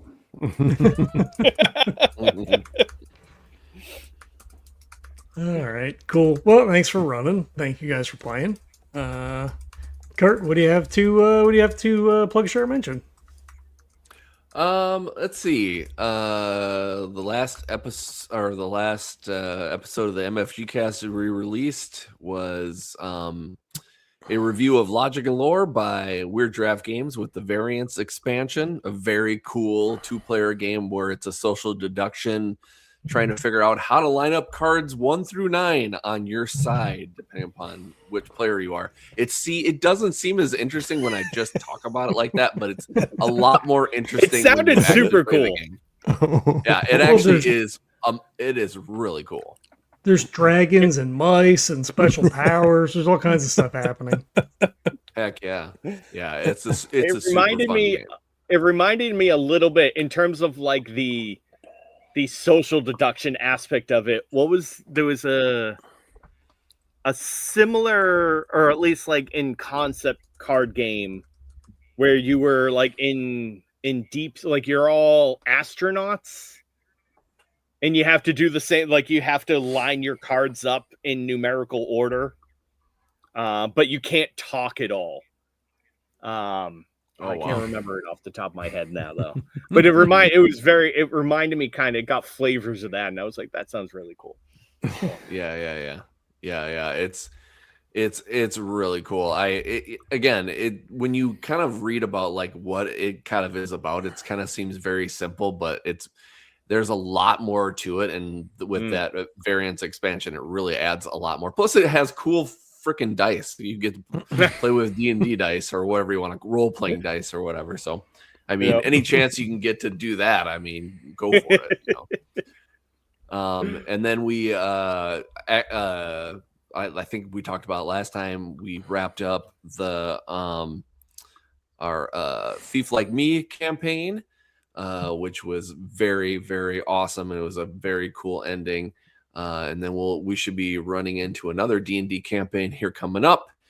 We also have episodes still running of the Core Noir that John is a part of, and that is also looking great. And then we have some stuff coming up here in the future, so stay tuned. Sweet. Jesse, what about you? I got this. That's it.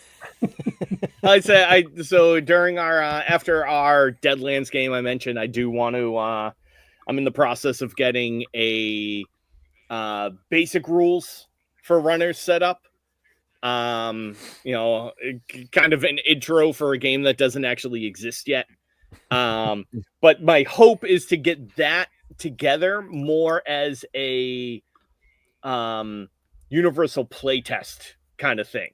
Like if I can give out like basic rules and some starter characters and like a starter adventure, like a basic run, then I can like throw that out and hopefully I can generate some playtests with it, and I can have other people be like, nah, your system is shit. You should stop whatever you're doing and you've wasted 5 years of your life. So what do you mean? People never do that. Not on the internet. No, never.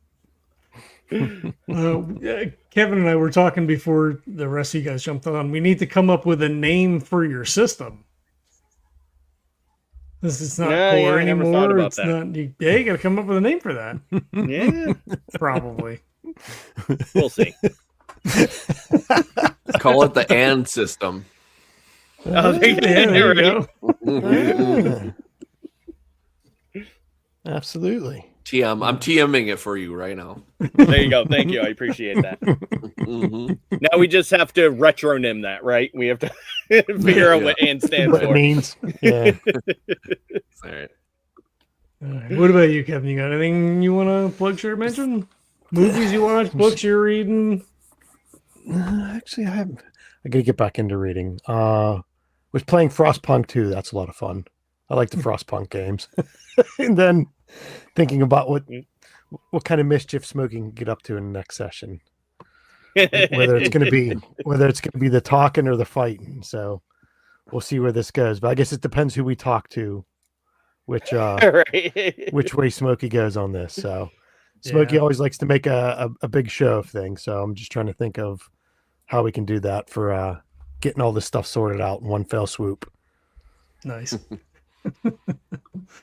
All right. Well, we have our Patreon up if you'd like to float a couple of creds our way. We have our t-shirts for sale. Jesse's got his on. I've got mine on. So if you want to purchase a t-shirt in these horrible and troubling times, it doesn't change anything, but we take that money and donate that to various causes. We don't make any money on the t-shirt, so if you want to do that, that's cool. We have our link for our core products in there as well. Core Thulu is still core. I think it's still actually, well, no, because Rounders never got posted, but it does post to Monster Hunt and WWA and Core Micro and all that other stuff. So if you want to check that out, we have that as well. Ratings and reviews on iTunes, whatever your podcatcher of choice is, probably helpful. We appreciate everybody watching, checking it out. I am doing a lot of reading. I'm reading a book on Vietnam right now that was put out by Ken Burns as a companion to the series that he did, along with the other author whose name escapes me, which is really good and utterly infuriating. It's just the Vietnam War is the name. I don't even think there's a subscript to it, but it's the Ken Burns book. It's definitely a good read, but you will be angry. Nixon should have went to jail for treason. Like, it's a fucking nightmare. Oh, that sounds familiar. He's a fucking piece of shit. Mhm. Which Time is I guess cyclical. nobody's surprised by that, right? But also, you know, I feel like it needs to be said. Yes. Michael B. Jordan won Academy Award for Best Actor, so that's awesome. Nice. Best Screenplay was Ryan Coogler for Sinners as well, so that's cool too. Wow. So it's happening in Choreography, I real think. time. Thanks for watching. We appreciate it. Check out all the things. We're on Blue Sky. You can send emails. We got a website. We're on the YouTube page. All the shit. So reach out if you like. If not, it's fine as well. It's whatever. We're gonna keep playing, and we'll catch you next time. Bye.